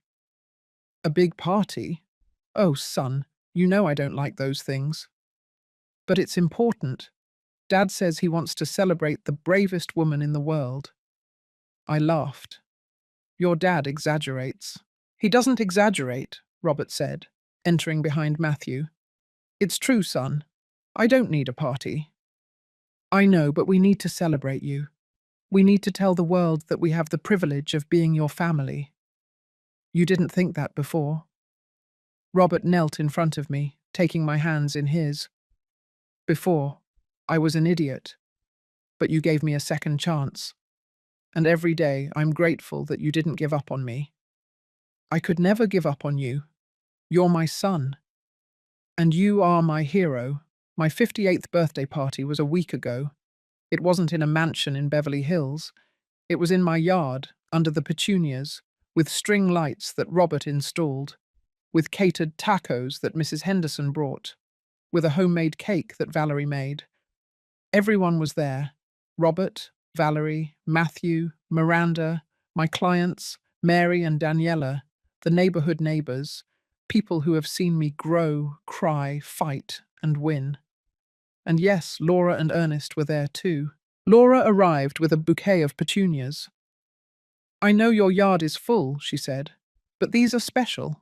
I grew them myself. They're from seeds you gave me a year ago. I had given her seeds. After a family meeting, she had admired my petunias, and I, in a gesture of peace, had given her an envelope with seeds. You grew them? On the balcony of my apartment. They're the only beautiful thing I have now. And they bloomed. We looked at each other, and in that look, there was something I never thought would exist between us. Understanding. We were not friends. We probably never would be, but we could coexist. We could be civil. We could, for the sake of Robert, Valerie, and the children, be in the same space without destroying each other. Laura, I said with a nod. Sophie, she replied with genuine respect. She sat at the other end of the table. She ate in silence. She held Miranda for a moment, with tears in her eyes, and when she said goodbye before leaving, she approached me. Thank you, she whispered, for the letter, for not closing the door completely. I didn't do it for you, I replied with honesty. I did it for me, because I don't carry hatred. Life is too short. She nodded and left. Robert hugged me. Mum, you are my hero. I'm no hero, son. I'm just a woman who learned that the best revenge is living well, and that the best punishment for the person who hurt you is for them to see you thrive without them. That night, back at my house, I looked at the stars from my yard. Everything had come full circle. Laura had lost her power, but she had gained humility. Robert had lost money, but he had gained integrity. Valerie had lost her life of luxury, but she had gained freedom. And I had lost years of relationship with my son, but I had gained something much more valuable. I had gained my dignity back. I had gained the unconditional love of my grandchildren. I had gained the respect of my son. And above all, I had gained the peace of knowing I did the right thing. Karma is not revenge. Karma is balance. And life, sooner or later, always finds a way to balance the scales. 3 years have passed since that dinner where everything changed. 3 years that seem like a lifetime, and at the same time, a sigh. I am sitting in my workshop, in this house in Queens, which is no longer just a refuge, but a home full of life. The petunias in the yard grew so much that they now cover almost the entire back wall, creating a purple curtain that sways with the afternoon wind. My Singer sewing machine is still there, in the same place as always. But now it's not just my work partner, it's a teacher. Because on Saturday mornings, Matthew sits next to me on a special stool that Robert made for him and learns to sew. "Grandma Sophie," he tells me with his newly turned 6 years, "did you really pay for my dad's school with this machine?" "That's right, my darling, this machine and these hands. Then it's magic." "It's not magic, Matthew. It's work, and love, and never giving up." He nods with that seriousness of children who still believe that anything is possible. Miranda is 3 years old now. She is a whirlwind of energy with mahogany curls like her mum and those dark eyes that remind me of my mother. On Sundays, she comes with Matthew and helps me bake donuts. Her help usually means more flour on the floor than in the bowl, but I don't mind. The house gets cleaned. The memories stay forever. "Grandma Sophie," she tells me with that lisp that still doesn't pronounce all the words correctly, "when I grow up, I'm going to have a house like yours, with purple flowers and the smell of cinnamon." "And why like mine, my love? Your house is very pretty." "Because it smells like hugs here. That girl is going to break hearts someday. But above all, she's going to heal her own. Because she's growing up surrounded by true love, not appearances." Robert and Valerie celebrated their 5-year wedding anniversary last month. They are no longer the same people who married in that Newport garden. They matured. They found each other. Robert now works as a manager at a technology company. He earns well, not millions, but enough to live with dignity. Every 2 weeks he deposits a fixed amount into my account. At first I protested. "Son, I don't need your money anymore. My clients pay well now." "It's not out of necessity, Mom. It's out of justice. I should have done it from the beginning." And I learned to accept it. Because sometimes letting others repair the damage is also a form of love. Valerie stopped being Laura's perfect doll. Now she is a woman with her own voice. Her interior design business grew so much that she had to hire 2 assistants.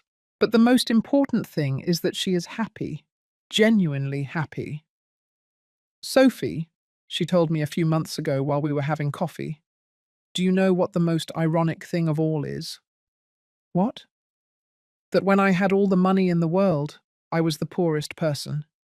And now that I live on a tight budget, I'm the richest." It's not ironic. It's logical. Wealth is not in the bank account. It's in the peace you sleep with at night. She hugged me tightly. "Thank you for not giving up on us. Thank you for showing us there was another way to live." "Don't thank me. You did the hard work of changing." Laura. Ah, Laura. Her story took a turn no one expected. After losing everything, after hitting rock bottom, something in her broke in a different way. She didn't break more. She rebuilt. They sold the little they had left and moved into a modest apartment in the Upper West Side. Ernest, who had fallen into severe depression after the scandal, finally accepted going to therapy. He's better now. He's not the arrogant man he was before, but he's not the empty shell he was for months either. He's human, fallible, real. Laura got a job. At 67 years old, after never having worked in her life, she started as an assistant at a designer clothing boutique, the same type of boutique where she used to be a client. The first time I saw her there was by accident. I was passing through that area and decided to go in to look at a dress for a client of mine who wanted some inspiration. And there was Laura, in a store uniform, tidying hangers, attending to clients with a smile that was no longer of superiority, but of necessity. Our eyes met. She paled. I could see in her face the fear that I would humiliate her, that I would say something cruel to her, that I would remind her who she used to be. But I didn't. "Good afternoon," I said politely. Good afternoon, ma'am. How can I help you? I'm looking for something elegant, but not ostentatious for a lady in her 50s. She took a deep breath and transformed into a professional salesperson. I have exactly what you are looking for. She showed me 3 beautiful dresses. We talked about fabrics, cuts, special occasions. And in that 10-minute conversation, there was no past. There was no rancor. Just 2 women who knew about clothes and style.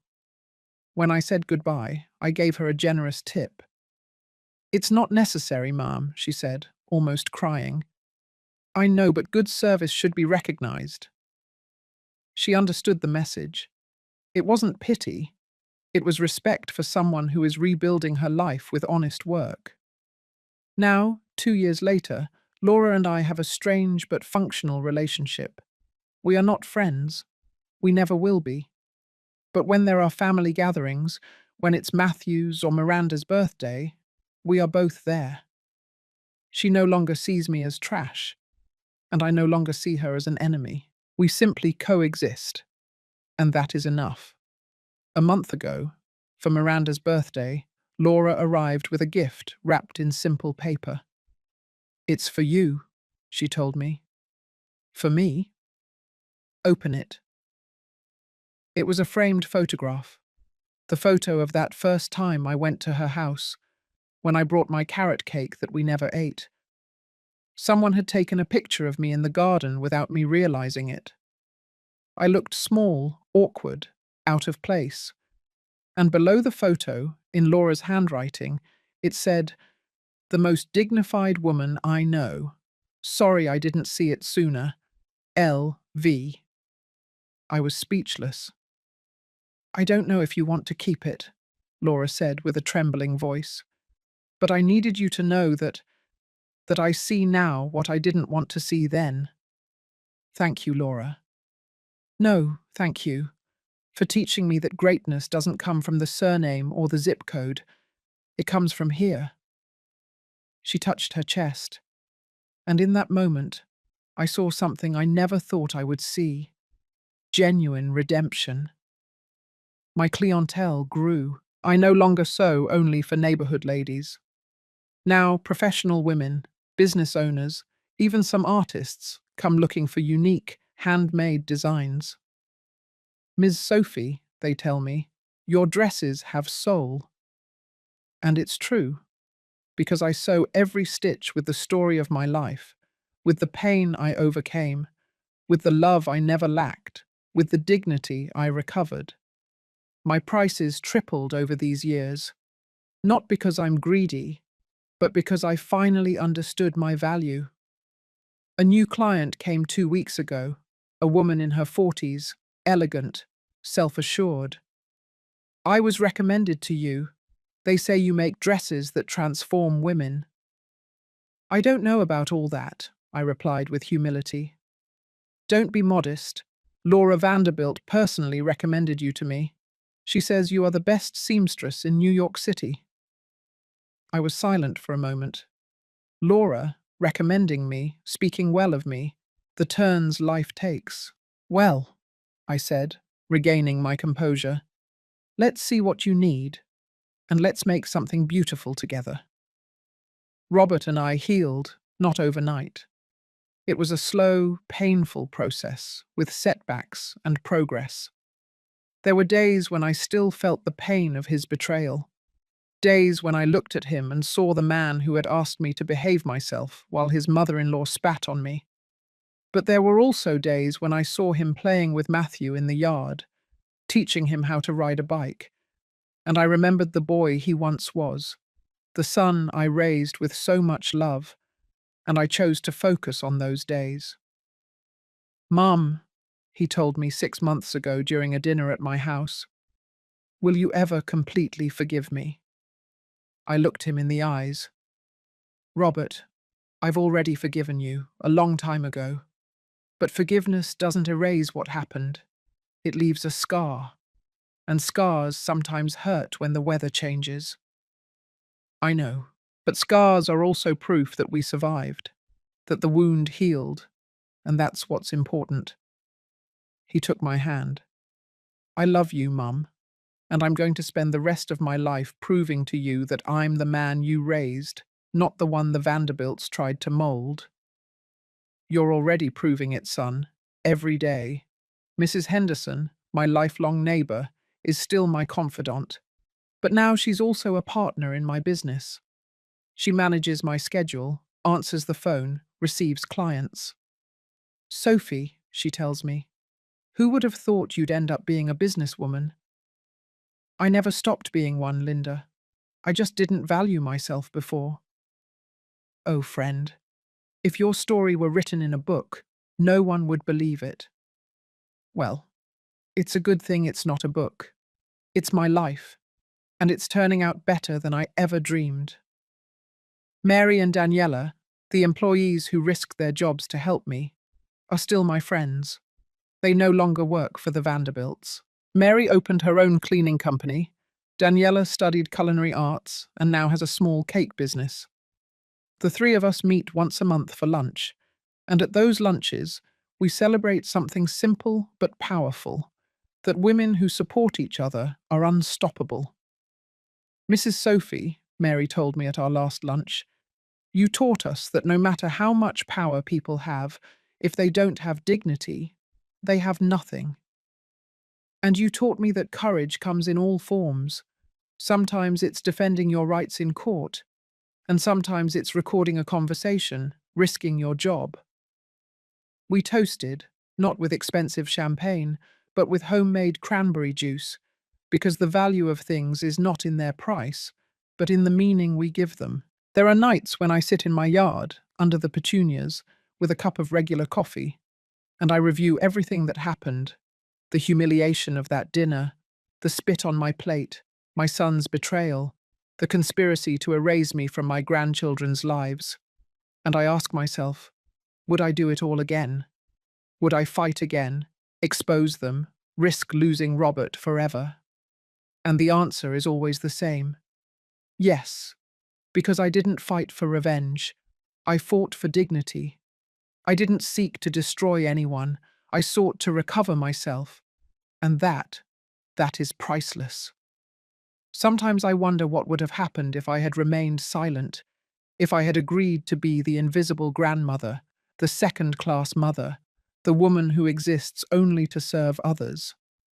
I would have had superficial peace, perhaps, but I would have lost my soul, and I prefer a life of storms, but with my dignity intact, than a life of calm, but with my soul sold. Matthew asked me the other day, "Grandma, why does Grandma Laura live in a small house like yours?" "Because sometimes life teaches us lessons, my love, and one of those lessons is that what matters ye is not the size of the house, but the size of the heart of the person who lives in it." "And do you have a big heart?" "I tried to always have one, my darling, even when others were not kind to me." "And is that good?" "It's the best, because when you have a big heart, no matter how much they hurt you, you always have room to heal." He hugged me tightly. "I want to have a big heart like yours." And there, in that innocent embrace of a 6-year-old boy, I understood that everything had been worth it, because I not only recovered my dignity, I not only recovered my place as a grandmother, I also planted seeds of values in my grandchildren, seeds that will grow and bear fruit that I may not see, but that will exist. Legacy is not the mansions or the bank accounts. Legacy is the values we pass on, the lessons we teach, the way we treat others. And my legacy will be this: that Matthew and Miranda grow up knowing that dignity is not negotiable, that true love is not the kind that accepts you only when you are convenient, but the kind that values you even when it is difficult, that money comes and goes, but character remains, that a woman alone can be stronger than a whole powerful family if she has something they don't have: integrity. A journalist called me yesterday. She wanted to interview me for an article about entrepreneurial women in their later years. "Mrs. Miller," she told me, Your story is inspiring, from a humble seamstress to a successful businesswoman. I am not a successful businesswoman, I corrected her. I am a woman who learned to value herself. Success is a consequence, not an objective. And what would you say to the women who are going through difficult situations, who are humiliated by their families, who feel invisible? I took a deep breath. I would tell them that the pain is real, that the sadness is valid, that they don't have to fake strength when they are breaking. And then? And then I would tell them that inside each of us there is a warrior, a woman who can get up 1,000 times, who can rebuild herself from the ashes, who can transform pain into power. And how do you find that warrior? You don't find her, you wake her up. And she wakes up when you decide that you are no longer going to accept crumbs of love at the table of your own life. The journalist wrote down every word. One last question, Mrs. Miller. If you could talk to the Sophie of 3 years ago, the one who was sitting at that dinner, being humiliated, what would you tell her? I closed my eyes, and I saw myself, small, scared, broken. I would tell her, hang on a little longer. I know it hurts. I know you feel like you can't take any more. But the storm is about to end, and when you come out of it, you won't be the same woman. You will be stronger, wiser, freer. And what else? I would tell her that the message she is about to send, that execute the plan, is going to change her life, and that she should never, ever regret having chosen her dignity over comfort. The interview was published last month, and since then I have received dozens of messages from women who are in similar situations, who are humiliated by their families, who feel invisible, who are on the verge of giving up. And I answer them all the same way. You matter, your pain is valid, your struggle is sacred, and no matter how long it takes you to get out of where you are, the important thing is that you don't give up, because on the other side of the storm, there is a version of you waiting for you, a version that is stronger, more complete, more free. This morning, while I was sewing a client's daughter's wedding dress, Matthew ran into my workshop. Grandma, Grandma, Dad says we're going to have a big party to celebrate your 58th birthday. A big party? Oh, son, you know I don't like those things. But it's important. Dad says he wants to celebrate the bravest woman in the world. I laughed. Your dad exaggerates. He doesn't exaggerate, Robert said, entering behind Matthew. It's true, son. I don't need a party. I know. But we need to celebrate you. We need to tell the world that we have the privilege of being your family. You didn't think that before. Robert knelt in front of me, taking my hands in his. Before, I was an idiot, but you gave me a second chance, and every day I'm grateful that you didn't give up on me. I could never give up on you. You're my son, and you are my hero. My 58th birthday party was a week ago. It wasn't in a mansion in Beverly Hills. It was in my yard, under the petunias, with string lights that Robert installed, with catered tacos that Mrs. Henderson brought, with a homemade cake that Valerie made. Everyone was there. Robert, Valerie, Matthew, Miranda, my clients, Mary and Daniela, the neighborhood neighbors, people who have seen me grow, cry, fight, and win. And yes, Laura and Ernest were there too. Laura arrived with a bouquet of petunias. I know your yard is full, she said, but these are special. I grew them myself. They're from seeds you gave me a year ago. I had given her seeds. After a family meeting, she had admired my petunias, and I, in a gesture of peace, had given her an envelope with seeds. You grew them? On the balcony of my apartment. They're the only beautiful thing I have now, and they bloomed. We looked at each other, and in that look, there was something I never thought would exist between us. understanding. We were not friends. We probably never would be, but we could coexist. We could be civil. We could, for the sake of Robert, Valerie, and the children, be in the same space without destroying each other. Laura, I said with a nod. Sophie, she replied with genuine respect. She sat at the other end of the table. She ate in silence. She held Miranda for a moment, with tears in her eyes, and when she said goodbye before leaving, she approached me. Thank you, she whispered, for the letter, for not closing the door completely. I didn't do it for you, I replied with honesty. I did it for me, because I don't carry hatred. Life is too short. She nodded and left.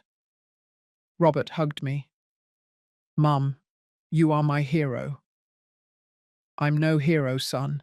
I'm just a woman who learned that the best revenge is living well, and that the best punishment for the person who hurt you is for them to see you thrive without them. That night, back at my house, I looked at the stars from my yard. Everything had come full circle. Laura had lost her power, but she had gained humility. Robert had lost money, but he had gained integrity. Valerie had lost her life of luxury, but she had gained freedom. And I had lost years of relationship with my son, but I had gained something much more valuable. I had gained my dignity back. I had gained the unconditional love of my grandchildren. I had gained the respect of my son. And above all, I had gained the peace of knowing I did the right thing. Karma is not revenge. Karma is balance. And life, sooner or later, always finds a way to balance the scales. I close the journal and turn off the light. Tomorrow will be another day. There will be dresses to sew, grandchildren to hug, regular coffee to make. There will be life, simple, honest, beautiful. And that is more than I ever dreamed. If my story has touched your heart, if you have seen a little piece of your life in mine, if you have felt that you are not alone in your battles, then it was all worth it. Because stories are not told just to entertain.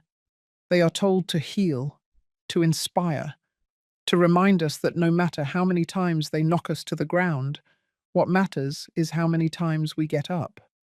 And we, the women who have survived everything, we always get up. Always. Thank you for listening to me until the end. If this story touched your heart, subscribe to hear more stories of women who transformed their pain into wisdom. Every day, one woman, one life lesson. And remember, your value is not defined by those who belittle you. It is defined by you when you decide that you are no longer going to accept less than you deserve. Share this story with someone you love. Sometimes a story like this can change an entire day. God bless you, and until next time. With love and dignity, Sophie Miller.